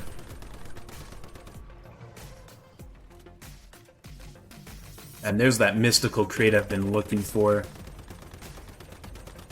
So we focus on finishing off the elite.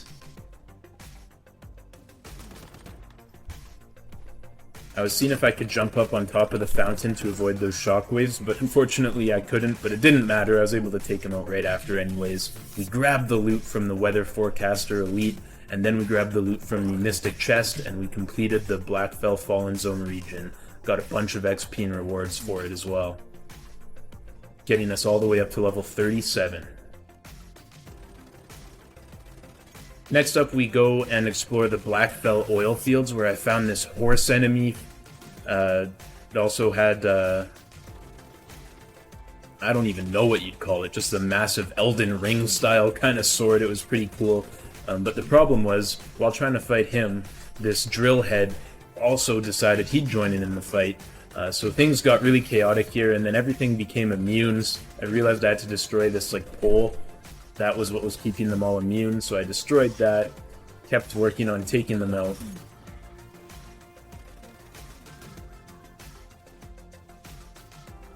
Finally took out the horse dude, and then I was able to focus fire the drill head. This was not like the drill heads from the first 100 Days episode we did.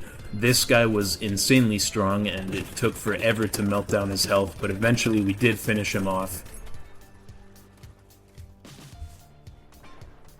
He didn't even drop any loot for us, a little bit disappointing after all that work, but the horse guy had dropped loot, so we went and picked that up. And then we continued exploring the oil fields.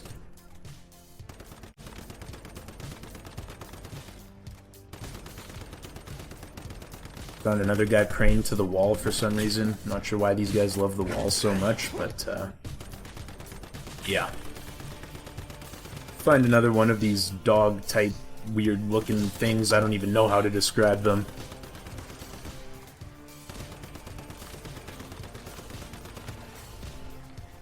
And we got some hand-to-hand combat going with this weird tree-looking dude. If you guys watched my 100 Days in Aska video, these guys kind of look like the Draugrs a little bit. And we just keep on melting down the health of the enemies here. I really enjoyed the gunplay in this game. I know I've mentioned that before, but, you know, just watching this back, yeah, it was just so... It was almost therapeutic in a way. Really, really, really, really awesome. Just so relaxing. Was able to just really get into it. Always nice when you're covering a game for a video and you're actually able to enjoy it. Definitely the case with Once Human. I had a lot of fun with this game, so yeah, definitely made playing this game and recording this game very easy. But yeah, you'll see that we just keep working our way through the Blackfell oil fields, killing anything we can see, looking for any sort of good loot.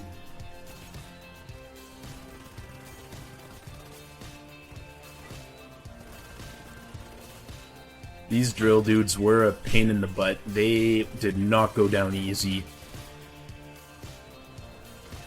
But eventually I am able to finish this one off, not before he digs underground one more time.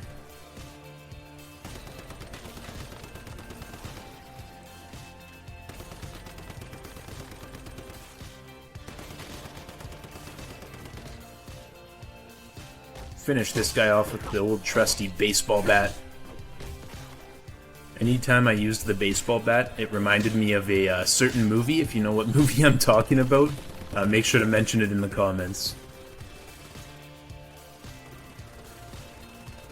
I then found this massive elite, so we go and we work on taking him out. Trying to hit that weak spot on the top of his head there.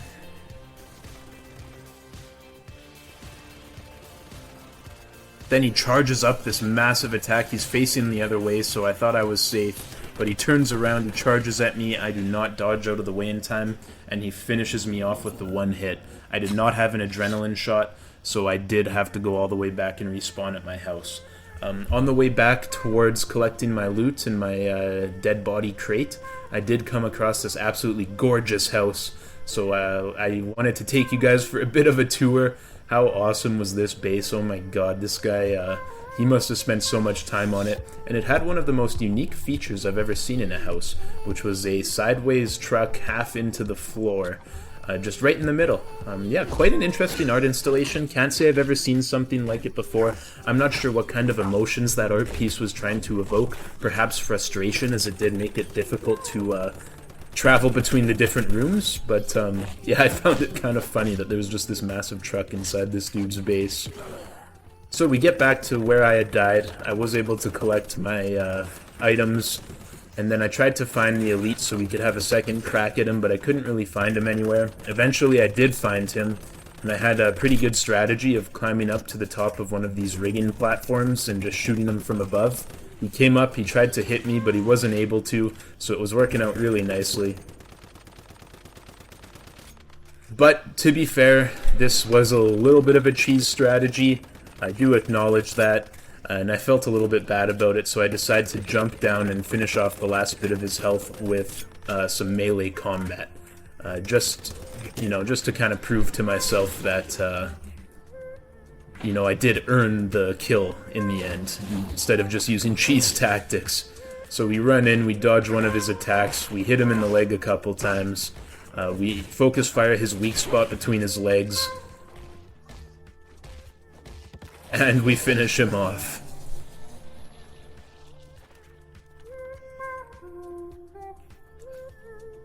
Grab the loot, and then we continue searching the area and working our way towards the next quest objective.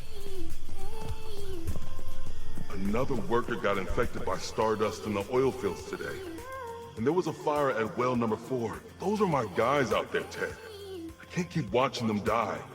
Hell, this settlement doesn't even have a doctor to fix them up. We need that oil to keep the generators and purifiers running. We're all screwed. Just hold on a bit longer. I'll find a doctor, I promise. Alright. So, after witnessing a conversation of some ghosts, shadows, whatever you'd like to call them, We continue on, grab some more loot, find a rift anchor, make sure to activate that. Got up to level 38, only 2 levels away from tier 5 weapons and equipment. I was really excited about that. Found a weapons crate, got some really good loot, including a surge amplifier. Took out one of the lighthead spiders, took out my baseball bat, found another one of these elite dudes, except this one actually wasn't an elite, it was just a normal guy. At first I definitely thought it was an elite. So I was running away, I was trying to be very cautious about how I was going to approach this. And then once I started shooting in, I realized how fast his health bar was melting down and that it wasn't an elite at all. The same as the elite we had fought before, but I guess just a normal version. So we find another gear crate, get the Ruthless Reaper, find another rift anchor, kill some spiders, and we go to loot the crate behind the rift anchor as well, but another one of these pesky things that jumps out of the loot crates once in a while, so we killed it and grabbed its loot. I then found this device. Basically, you were able to interact with it and start defense. So basically what it would do is it would send waves of enemies at you, and if you could hold them off, you would be rewarded at the end. It also let you move some of the structures inside of the warehouse around to kind of barricade yourself. So that's exactly what I did. Just trying to fortify it as much as possible. Unfortunately, I wasn't able to stack them one on top of another. So yeah, basically just spent the next little while kind of fortifying the area.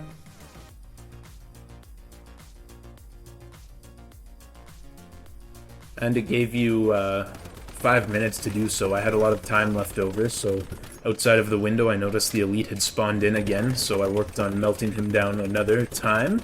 Collect that nice experience as well as loot.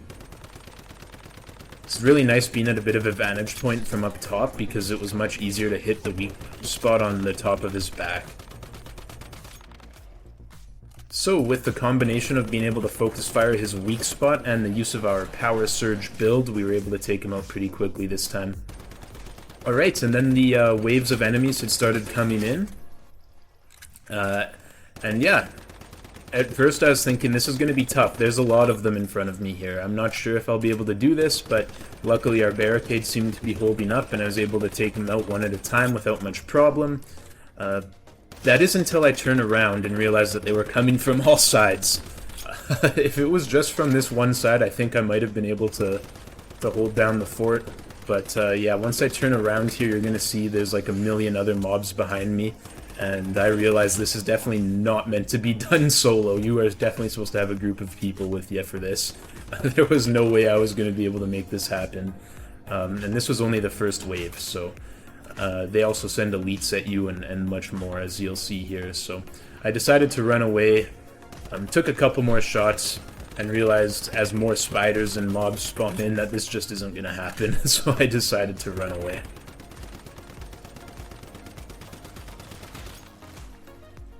Every time I killed one, like 5 more spawned in. Just wasn't gonna happen.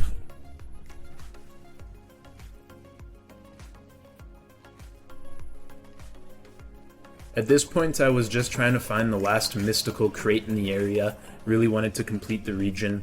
But I never ended up finding it, even throughout the rest of this playthrough. And I swear, I searched every part of this settlement, every part of this location, you know, through and through. At one point I did find a mystical crate, one of the ones where you follow the glowing orbs, but it didn't count, so I'm assuming that there's another mystical crate that's not one of the glowing orbs ones that you have to find in the area, but I could not find it anywhere.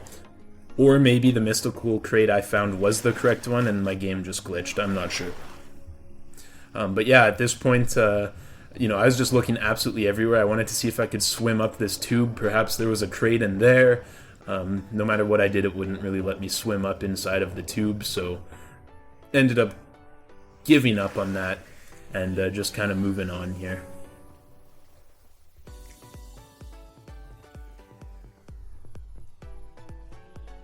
So here's the mystical crate I was mentioning. I find this glowing purple orb, run into it, take out an enemy, and then find where it is next. Took me a second to find it as I take out another enemy.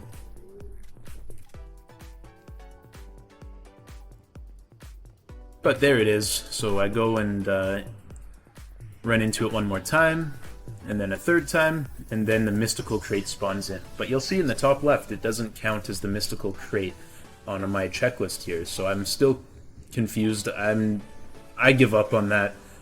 Sometimes you just have to admit defeat. But to take out my frustration, I go pet my oversized kitty cat. Oh my goodness, look how cute its eyes are.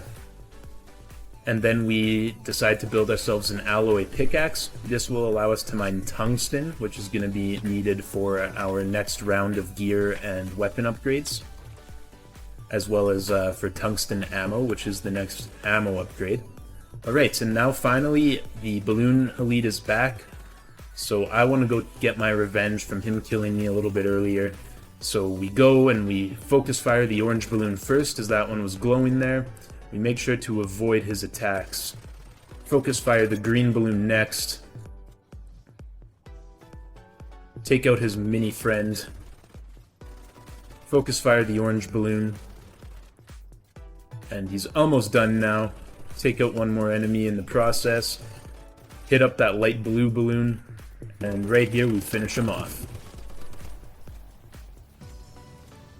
So we go and grab the loot and take out one more of his mini buddies over here. And then we work our way towards the next quest objective, and on the way we find a gear crate. I was hunting any rabbit I could see, as there's a deviant you can get from hunting rabbits and skinning them that will actually go around your base and hunt for you. That would be really nice, because that way I would have an automatic source of meat and rawhide, so I wouldn't have to worry about collecting it myself anymore. So yeah, that's why I was going after these rabbits for the rest of the video, you'll notice. But we make our way to the next quest objective and listen to the ghosts chit-chat a little bit. They have the metal supplies we need. They have the tech that will help us. Wasting your time there. We have access.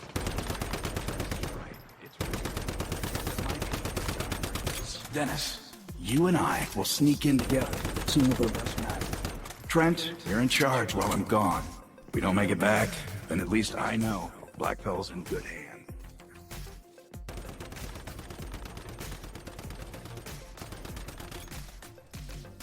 So we end up fighting our way into the 73 source extraction point region, taking out a bunch of Rosetta scum along the way.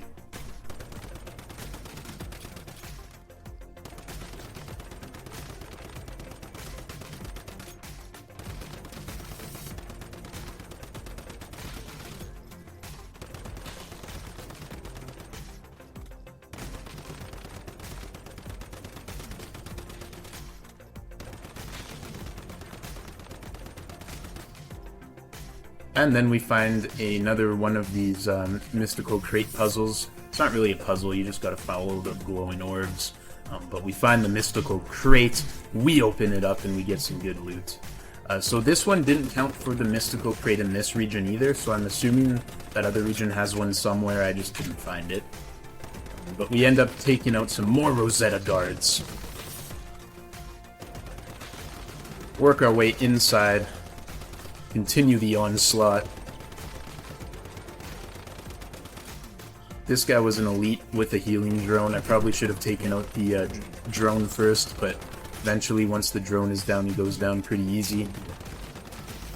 Got up to level 39 for taking him out, and then we took out his buddy as well here. But not before healing up, as I only had one small tick of health left. He had moved around on me, confused me for a sec, but I was able to find his head and focus fire it. And just like that, he was done. And we go deeper and deeper into the 73 source extraction point. Fighting our way through, looting everything we can.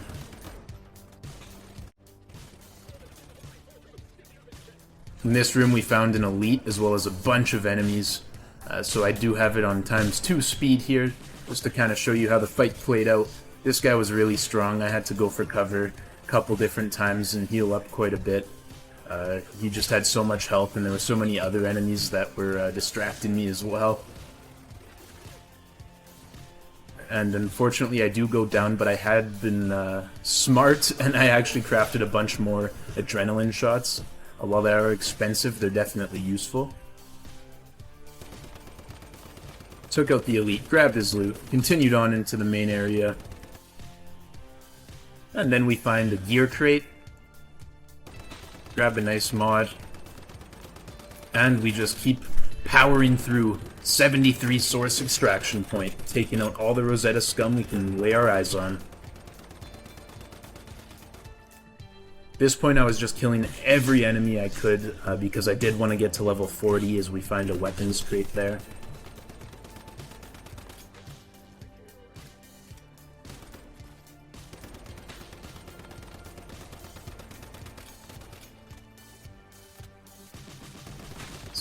This guy decided to set up his drone at the worst possible time, made for an easy kill.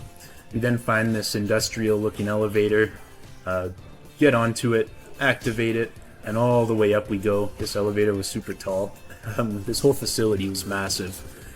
But yeah, we get to the top and there's another elite, as well as a bunch of other enemies. So we work on taking them down. My health goes really low here, so heal up and then continue the onslaught.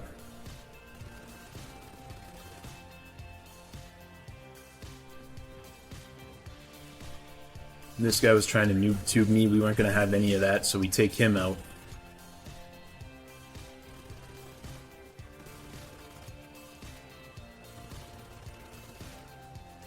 This guy kept getting healed up by his stupid drone, so eventually I got smart and took the drone out. Got down to 1 tick of health, but was able to heal just in time. And now it was just me versus the elite, so I decided let's whip a barrel at him. Did a little bit of damage from that. Got to some cover, waited for his ammo to run out. Once he was reloading, focus fire his head, and we were able to finish him off.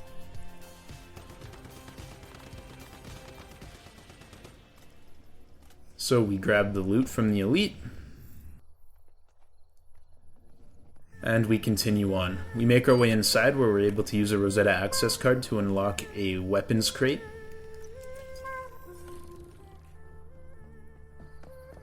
There's something strange about this place. Even by Rosetta standards. V lets me know that he is concerned about this place. Something seems off, and he's not wrong. As we get to the next quest objective, we interact with a switch on the wall, and we get teleported into some rift space. And this time we are Ted Holt. We're not ourselves anymore, so we're kind of role-playing a little bit for this mission. So I wasn't really sure what to do. I was just trying to make my way towards this red marker on my screen here. We get there, we grab it, I run away, but these tree plant-looking weird things, well, they finish me off. So we try again. This time we try and run through, going a little bit faster. See if it's like kind of like a timed thing maybe. So we grab the loot again. This time we were able to get around those guys. Keep working our way through. This guy was in the way, it kind of scared me, but we were able to get around him. And we find Dennis. Thank God!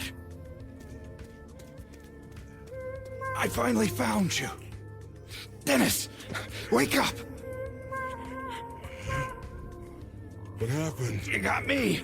All I know is, we gotta get out of here! Now! I don't think that'll hold much longer. There's gotta be some other way out.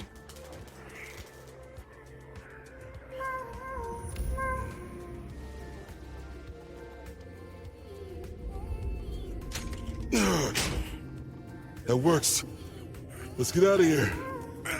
Take those supplies and go!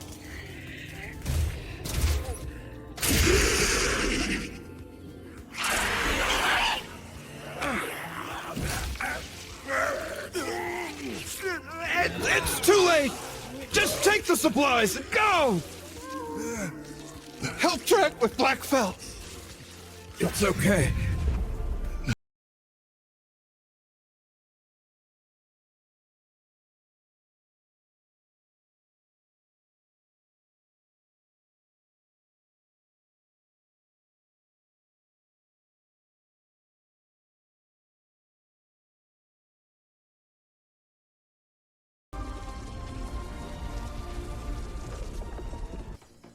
So unfortunately, we end up losing Ted.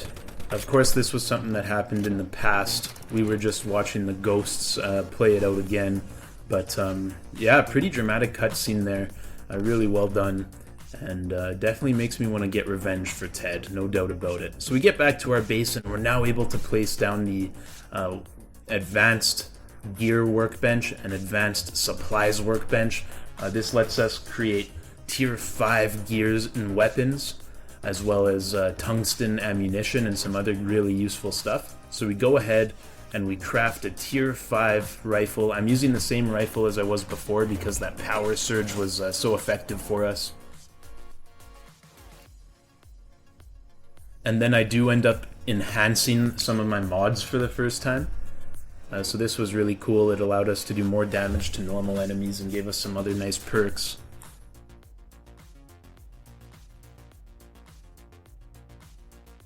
We then equip our optic, as well as a triangle grip. Took me a while to decide which grip I wanted. I ended up choosing the triangle grip just because it increased my accuracy, and I did like the idea of being able to hunt things from long range. Then we made all of our tier 5 armor, so that was also awesome. And of course we go and add mods to it all. Again, my main focus was the power surge mods. Really wanted to get the most out of that power surge as absolutely possible.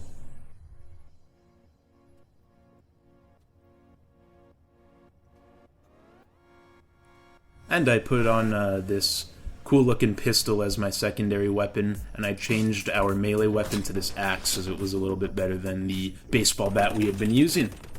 So we go test out our damage. As you can see, I'm hitting 600s if I get a headshot. The damage is looking really good. And then we go and find another one of these events. Figure this is a perfect spot to test out some new gear and our new weapon. And as you can see, everything's looking really good. Now at this point, it didn't increase my damage upgrading to tier 5 quite as much as I thought it would. But I forgot I also needed to upgrade to the tungsten ammunition still. I was still using steel rifle bullets at this point. So once we upgrade to that tungsten ammunition, you'll notice my damage go up even more. But yeah, we just melt him down. We did go down at one point. I was not paying attention, just kind of taking it a little bit too nonchalant, but eventually we do take him down, and we get the loot.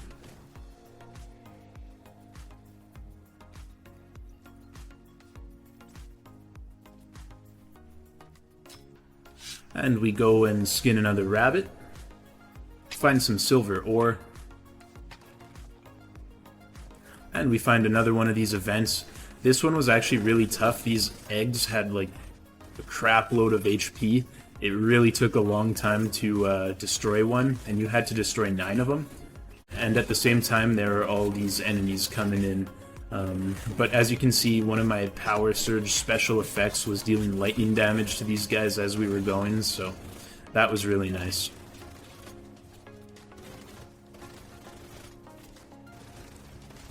So we keep on just melting down these egg-looking things one at a time. We're now at 5 of 9, so just 4 left.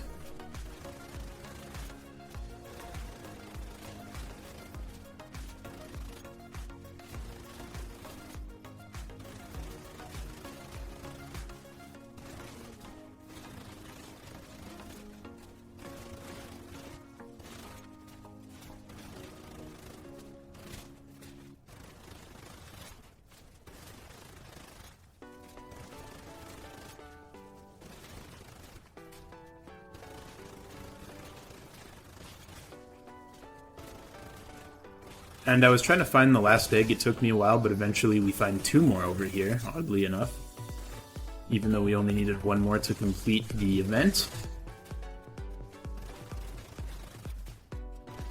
So we work on just melting down the health of this egg.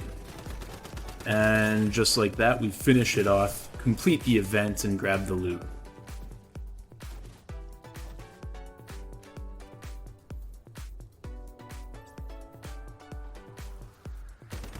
Right, so we just need to activate 1 more rift anchor.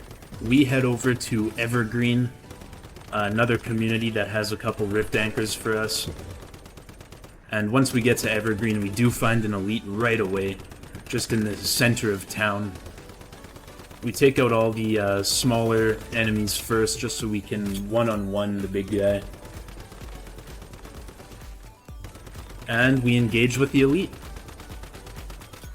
So as you can see, my damage is definitely pretty improved from before. A lot of 750s there when I'm landing headshots. And you can see one of those purple orbs that'll lead us to a mystical crate to my left. So we do go grab that once we finish taking out this elite. Just a couple more shots remaining, and just like that, he is finished. Got 1600 experience for that. Take out this dude. Grab this orb. When I'm looking to see where the next orb is, I jump and I actually notice a weapons crate inside the middle there. So it's a good thing that I noticed that, otherwise it would have been completely missed. So we grab the crate. Then we continue looking for the mystical crate, which is fairly easy to find. And we grab the mystical crate as well. And yet again, this mystical crate did not count towards my objectives in the top left, so at this point, yeah, I definitely figured out that I just must have missed the mystical crate in the other area. I swear I looked everywhere, but it's probably somewhere obvious, knowing myself. We get to the next part of town, where there again is another kind of like circle in the center with an elite there. So we focus on taking out the weather forecast elite.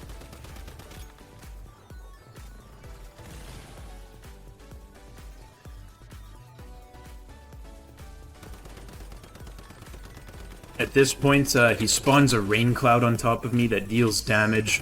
It was a pretty cool little mechanic that I hadn't seen yet before. But I was able to avoid it and finish off taking out the elite. As I dodge roll past the rain cloud one more time, we go and collect the loot. And we collect the loot from the gear crate as well.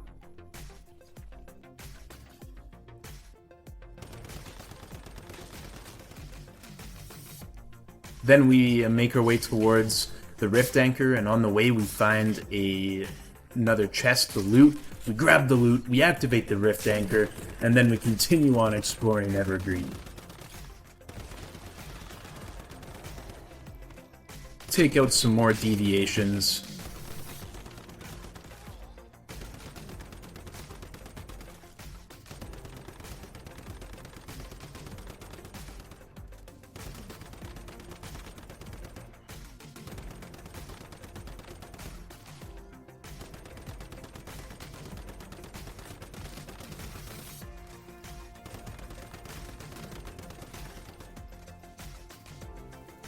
And then we activate the rift anchor.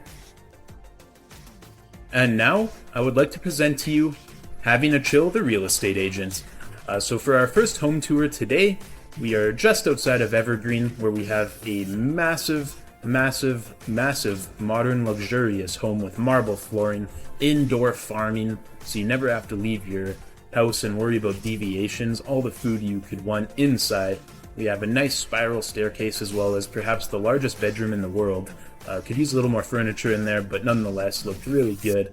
And as you can see, all the securement units upstairs looked very sharp as well. Overall, just a really cool looking home, absolutely massive. And the second property we're going to be looking at today is a stone-based property. As you can see, some very nice tile work on the outside. As we work our way around, it looks very nice. Unfortunately, we do have to take the peeping Tom approach to this property, as the doors were all closed and locked. This kind of reminded me a lot of my own base. From certain angles, it looked very similar. This staircase, I don't think it passes code. It was a little bit too close to the railings, so that's one thing to consider before purchasing a property like this. You might have to get that staircase replaced in order to pass code. But other than that, very nice property overall. We go and grab some tungsten ore and take you to our third property, which has an aquarium with a lot of really unique fish in it. So yeah, very cool. A little setup here with all the aquariums and the plants along the side, a little like dock. Then we have this very nice outdoor living space on the main floor. On the second floor we have a bedroom with double beds and a bunch of securement units to guard you. And as we move up to the top, we have our production facilities. And then we have some farm plots as well as power generation, solar panels, and some other useful items on the roof. And property number 4. This one is a little bit chaotic, a little bit all over the place. I kind of like it though, because this is the first property that has a pool. So yeah, kind of unique that they built a little pool into it there. I like it.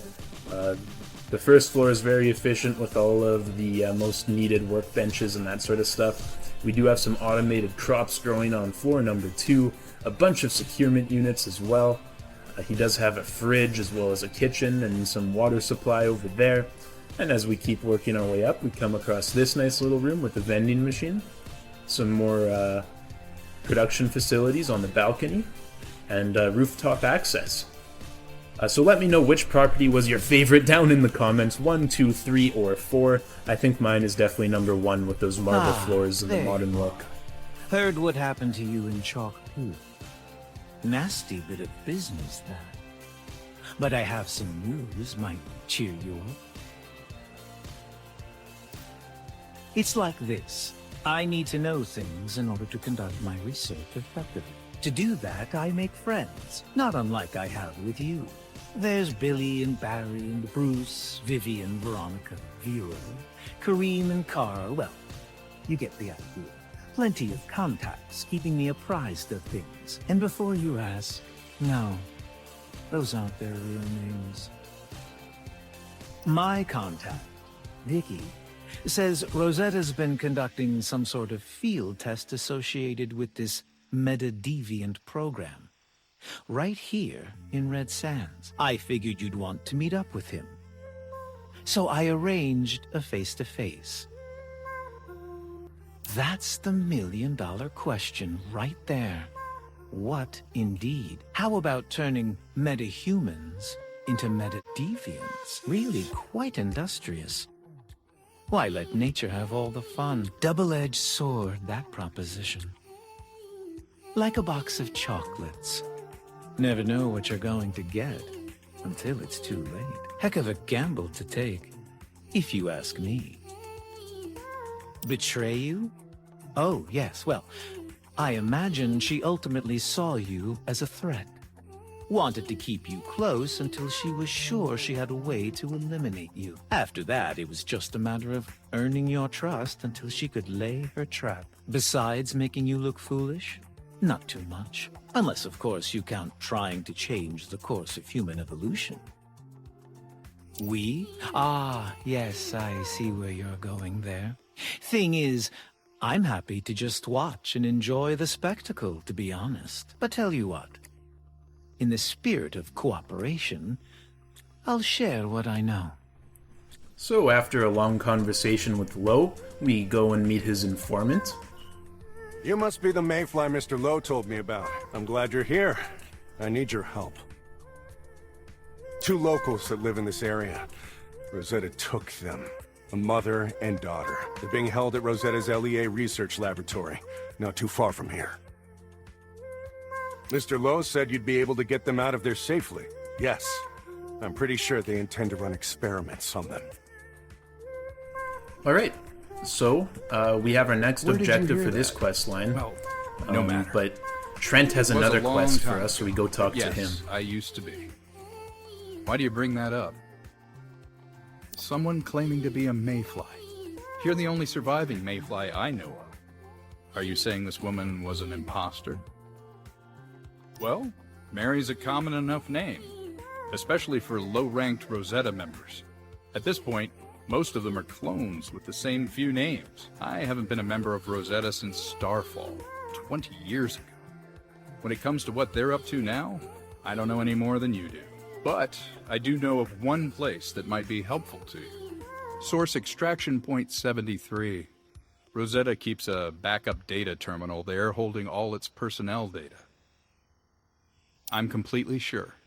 I know because I installed that terminal myself. It's set to auto-update for at least another century. I trained as one, but when I worked for Rosetta, I was a data manager. That's why I was the one who installed that terminal inside Source Extraction Point 73. Even Rosetta's resources were limited by Starfall. Unless that terminal's been damaged or destroyed, they'll still be using it. Here, take my fingerprint and eye scans to unlock the terminal. I hope some good will finally come from all the work I did for that evil organization. Alright, so we head back to Source Extraction Point 73. Take out an elite right off the start here. These shield guys were really annoying. You just had to like focus fire their head right above the shield.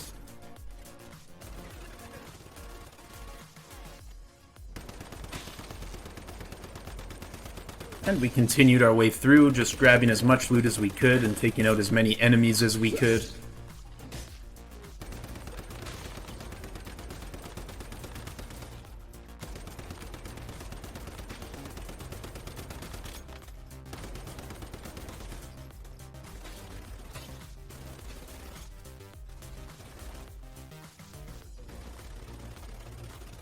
We work our way inside and come across another elite.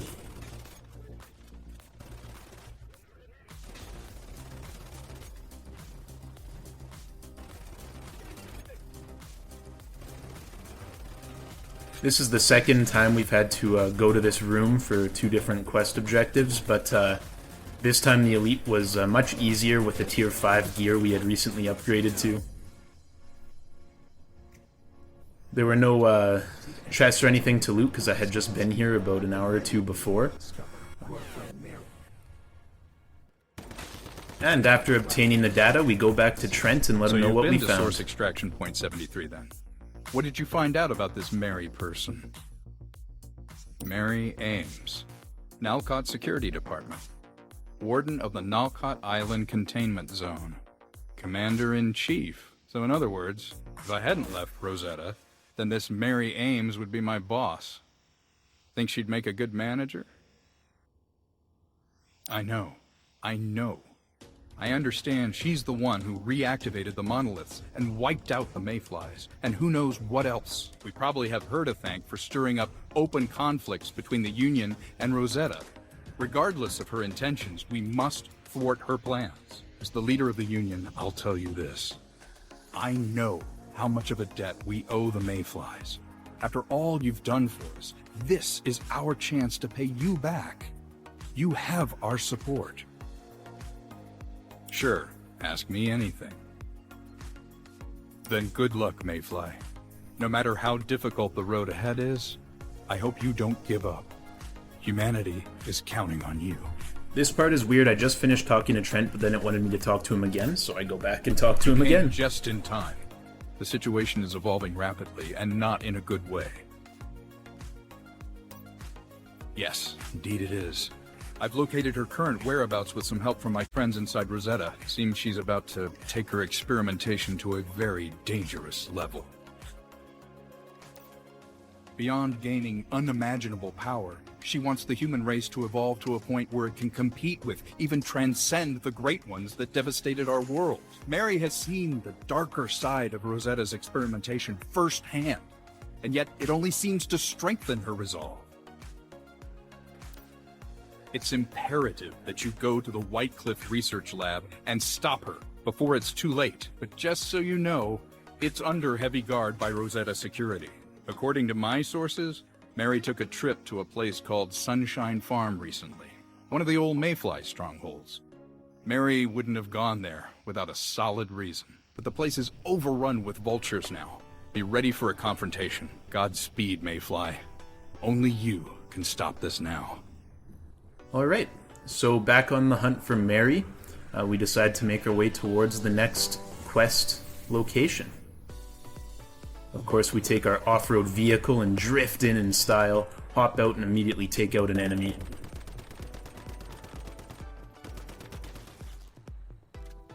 And then we just work our way into Sunshine Farm, looking for any clues about Mary's whereabouts that we can.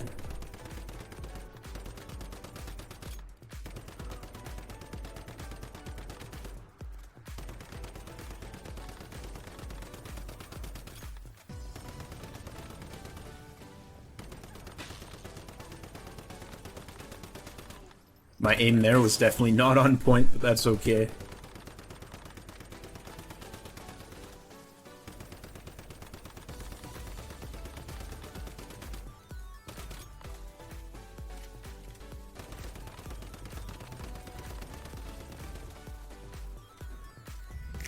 Mary, you need to stop this.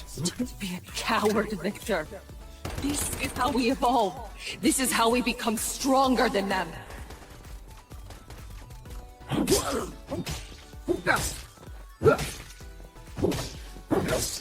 And I used my axe for the first time, and as you can see, it's pretty effective and very satisfying. This cradle you made will let us survive without losing our humanity. What do you mean? How is that possible?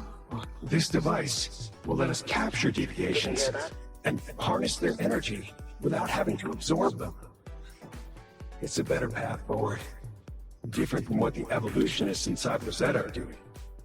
And we have you to thank for that, Mitsuko. And we continue our push forward, taking out all the vulture scum we possibly can. Mary, stop this now. I will not allow you to hurt Mitsuko. Mitsuko, you gave DVT-011 a name? The name is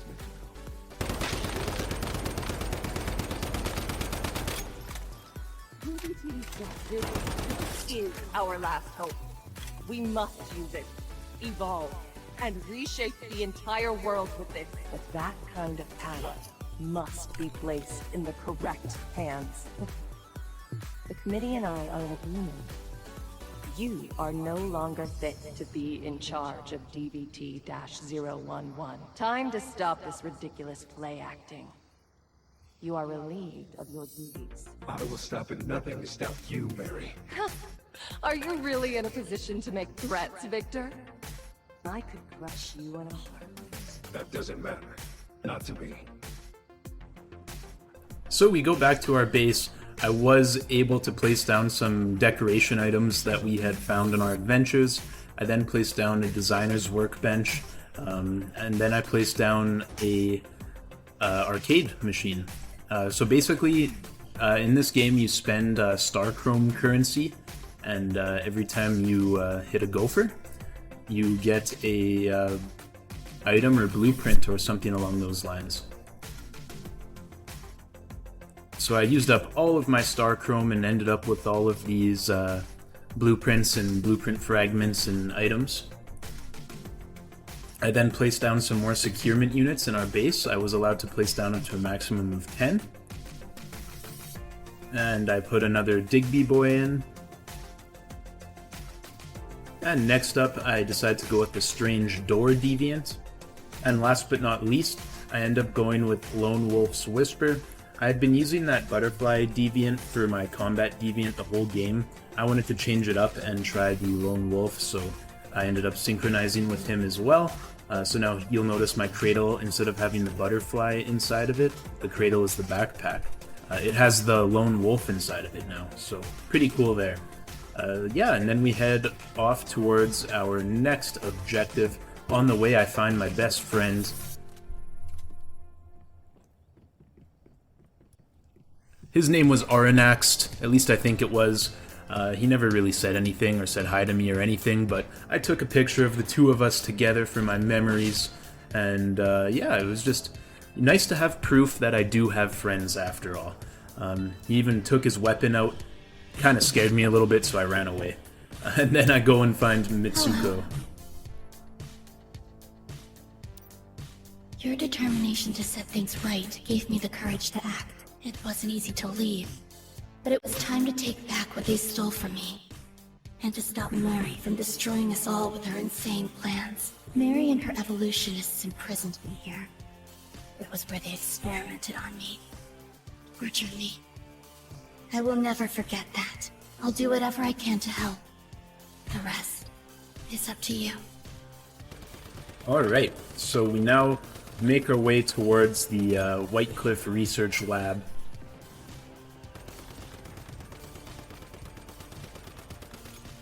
It is guarded by a bunch of Rosetta goons. Really getting sick of these guys at this point. Just nothing but bad things from them. So each time we take one out with a nice headshot, it feels super satisfying.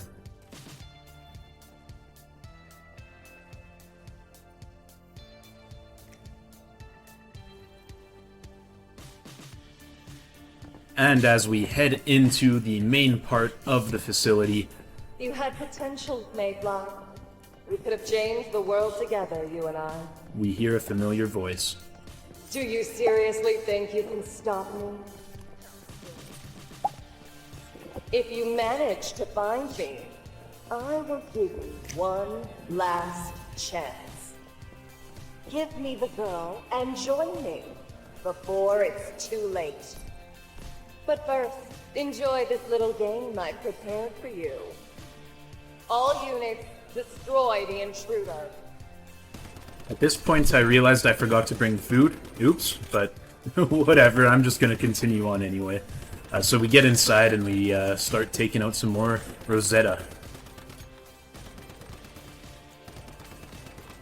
Find an elite.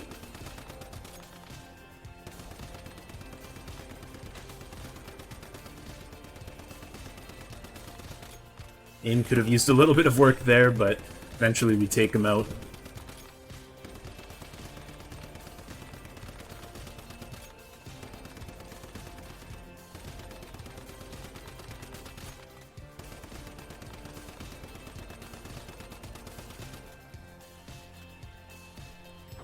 And we make our way towards an elevator.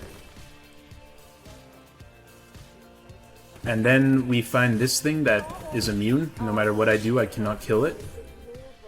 So basically you just have to run away and avoid him as you continue through the Rosetta Research facility here.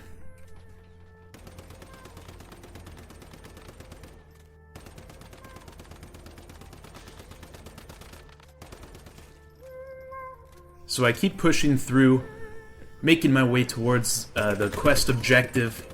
As you can see, it's marked by a red diamond on screen. Grabbing some loot, killing some enemies, the good old stuff. All of us bow down before the evolutionist. At this point, I did have the tungsten ammunition now. I did that off camera, but I went and I got a bunch of tungsten and used that as ammo, so you're gonna see some like 900s and stuff in terms of damage. So yeah, really nice there.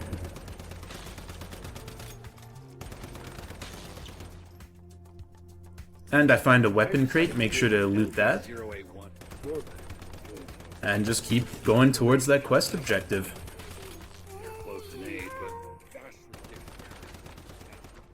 Allowing the two to meet may well lead to some interesting new findings. So we find the Rosetta access card.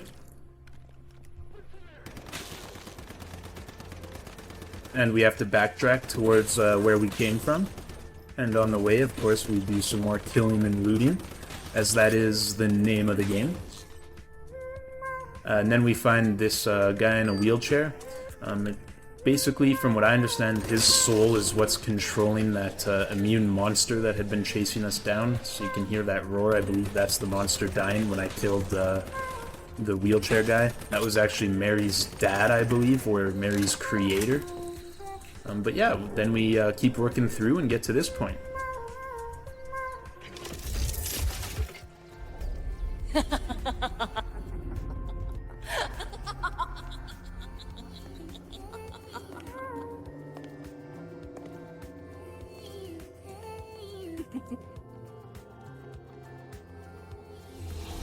Give it up, Mary.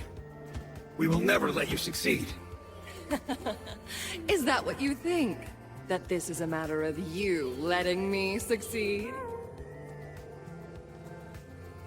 With you standing here before me, my plan is already complete.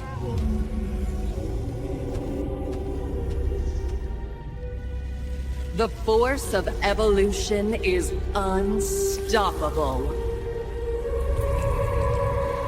This time, humanity will reach a higher plane of existence than it has ever known before. But for that, Humanity must yield.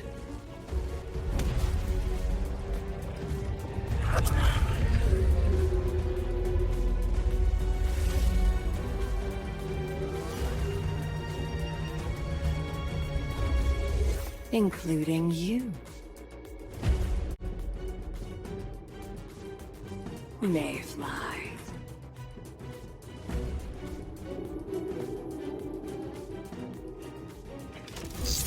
Give in, Mayfly.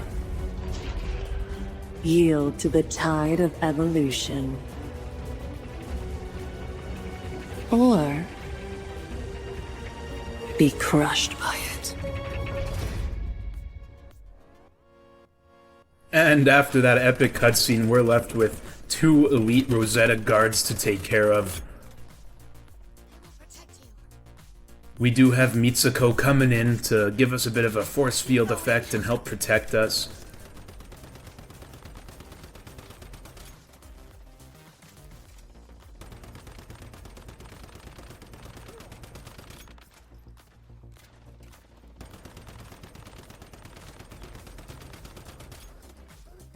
And at this point, I decide, you know what, let's try out that new combat deviant, the Lone Wolf's Whisper, see what he can do, and oh my goodness, was he ever effective. Basically, I just let the Lone Wolf take out the one guy in the corner there, and then I focused on this guy. Once I killed this guy, another Lone Wolf spawned in from his dead body, so now I had 2 of them. And yeah, it made the fight pretty easy, I'm not gonna lie. Perhaps I should have switched deviants a little bit earlier. And just like that, we finish off both of those elites. Grab the loot. And unfortunately, Mary had gotten away. There was no way to continue tracking her down, so she might have gotten away, but eventually we're gonna hunt her down. We get back to base, and I wanted to upload that photo I took of me and my buddy as the picture in this frame. So I select the photo, and I press confirm, but unfortunately it's glitched or something. No matter what I did, I couldn't get it to work. So we moved on, we went and talked to Trent. Now, for whatever reason, Trent's voice acting had disappeared for this cutscene. A little bit strange, but yeah, feel free to read along if you would like.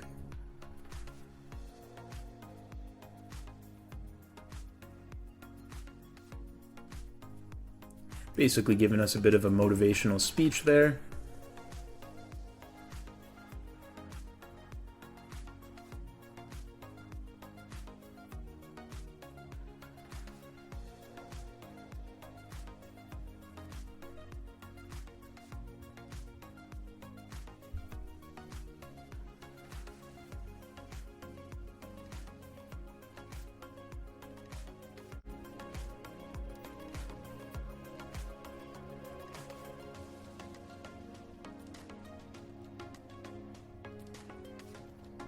So we go towards the Prime Wars, where we can defeat Manibus, but unfortunately the characters are in Chinese. I think it's Chinese, but basically it's saying that it's recommended to have 40 players. Nobody in my server was partaking in any of these Prime War fights at the time, so I moved on, decided we'd focus on the Lea Research Lab quest.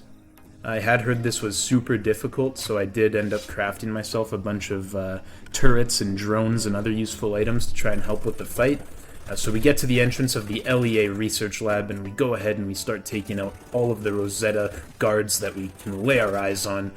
There's snipers and elites and all sorts of guards in here. It became pretty chaotic for a little while during this fight. My health does get pretty low there, but it's okay. We're able to heal up. Take out a drone, take out another drone, and continue fighting off the Rosetta guards. And, yeah. Noticed 2 snuck up behind me, so took care of those. And yeah, as you can see, it's just chaos. There's so many of these guards absolutely everywhere. I'm just doing my best to try and survive. But we do keep dwindling down their forces, and eventually we do take out this elite. in the last couple of guards, a drone. The drone stunned me here. This is the first time I'd ever been stunned by a drone like that. And then we took out the sniper. And we did some looting. Just wanted to loot absolutely everything possible before going in for the Lea Research Lab, as I had read online that it is very difficult. You're supposed to do it with 4 players. Some people were saying it's possible with 1, but yeah, 2 players is pretty much the minimum that anybody was recommending, and that's if you have really good gear. 4 players is really what you should have. And of course, I was going to try and attempt it solo, so I wanted to make sure I was prepared. So we do go ahead and find a mystic crate. Make sure to loot that as well. Alright, and yeah, at this point, a little bit more looting, 1 last first aid kit, and I decide I'm pretty much ready to go ahead and attack the Lea research facility. The only problem is, well, I'll show you in a sec. Alright, so we get to the front entrance. We're ready to go. I'm excited for this. I want to see if I can take this on solo. And then I press enter, and it says dungeon unavailable in this stage. So unfortunately, my server is a little bit behind the rest of the servers that people are playing on, and I have to wait another 4 real-life days before I'm able to do it. So yeah, that kind of sucked. But that's okay. We found some rabbits. I wanted to test my long-range sniping ability on this second rabbit here, so we do that.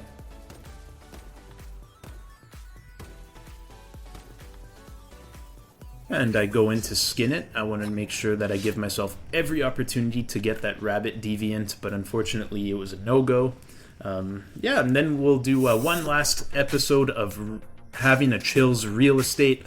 As you can see, we have this sort of hexagonal shape tower with spiral staircases in the middle. Looks pretty cool.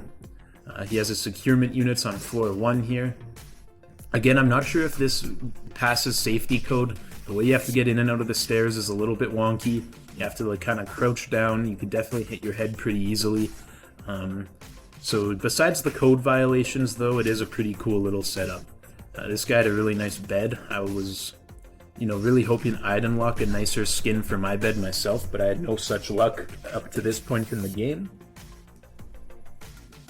Lots of balcony space. So if you like outdoor living, this is just perfect for you. And we go up to the roof where he has an off-road vehicle as well as a garage, a rainwater collector, and some deviants. But yeah, let me know what you guys think of this house. We'll call this number 5. Little bit of water generators going on down there, which is a pro of having your base on the water. And then we continue to a Securement Silo where we meet T-Man. I have a very special case for you this time. A decade in the making. I said it was a special case. The target is a very powerful deviant. Even a mayfly might struggle to bring down this monster. But I have to admit, the reward this time is, well, limited. After all, the client is only a child. He doesn't have much of a budget to work with. What do you think? Fancy taking a look at the bounty and fulfilling a poor child's last wish?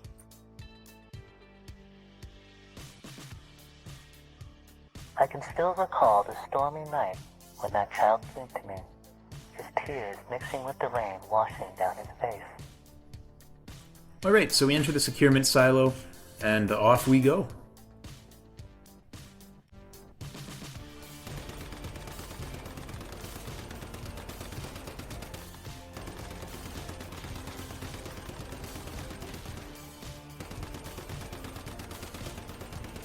Take out the first couple enemies. Keep working our way deeper into the base.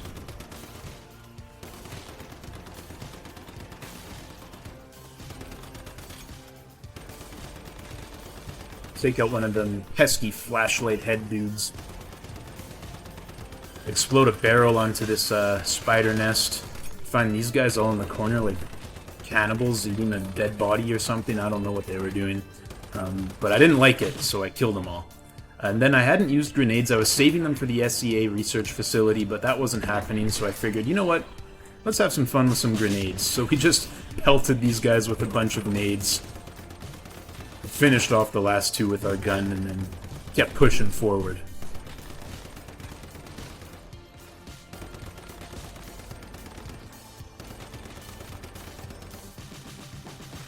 And we put our axe to use again.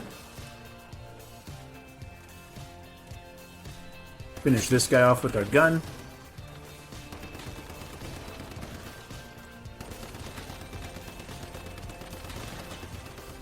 And we keep taking out enemies. Eventually we find this nest of some sort. Take that out. Then we find this room. Bunch more nests and enemies, but they're fairly easy to take out.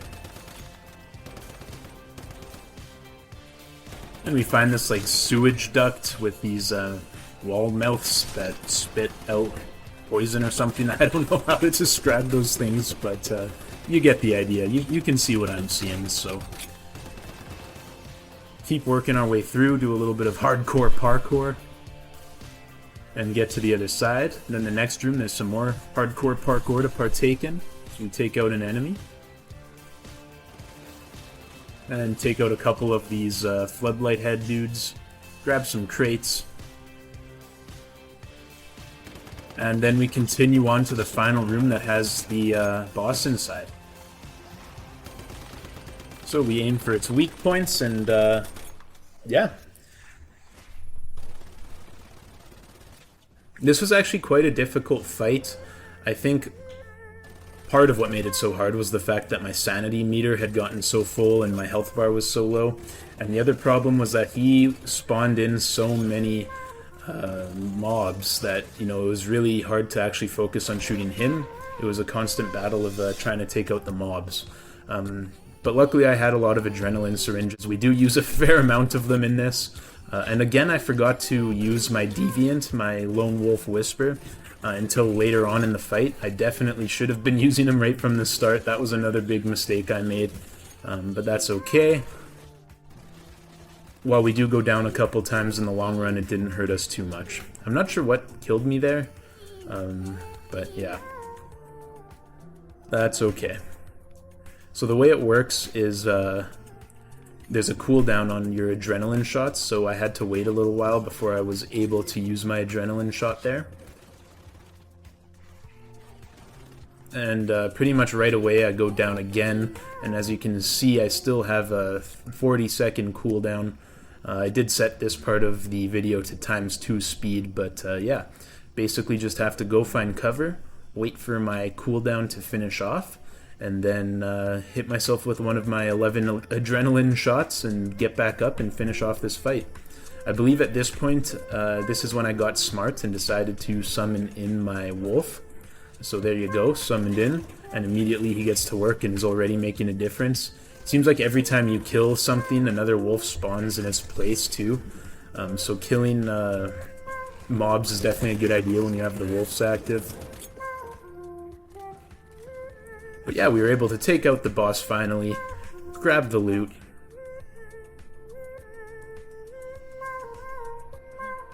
And talk to T-Man. That's right, mister.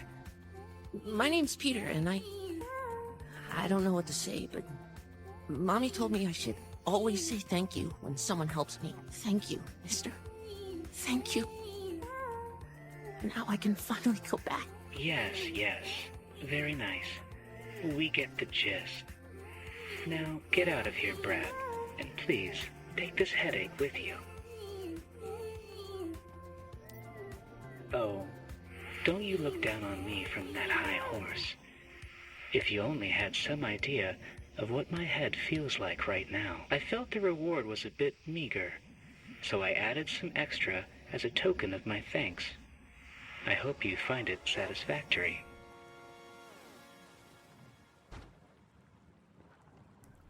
So we get back to base, we place down some more decorations that we had discovered along the way. I also unlocked a skin for our floors, and I wanted a bit of a distinction between the outdoor and indoor flooring, so I placed that down on the main level and thought it looked decent. Made it look a little bit dark. I definitely should add some more lights inside, especially at nighttime, but overall, during the day, I think this floor looks really good.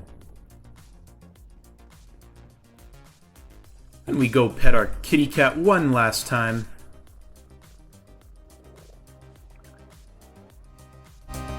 And I just want to say, please like, please subscribe. It means the absolute world to me. And thank you guys so much for joining me. Absolutely awesome that all of you are here. Appreciate it so much. And we'll see you in the next one. Let me know what you guys want to see next. Let me know any suggestions. Make sure to leave a comment. I'll do my best to respond to all of them. And yeah, thank you so much, guys. We'll see you soon.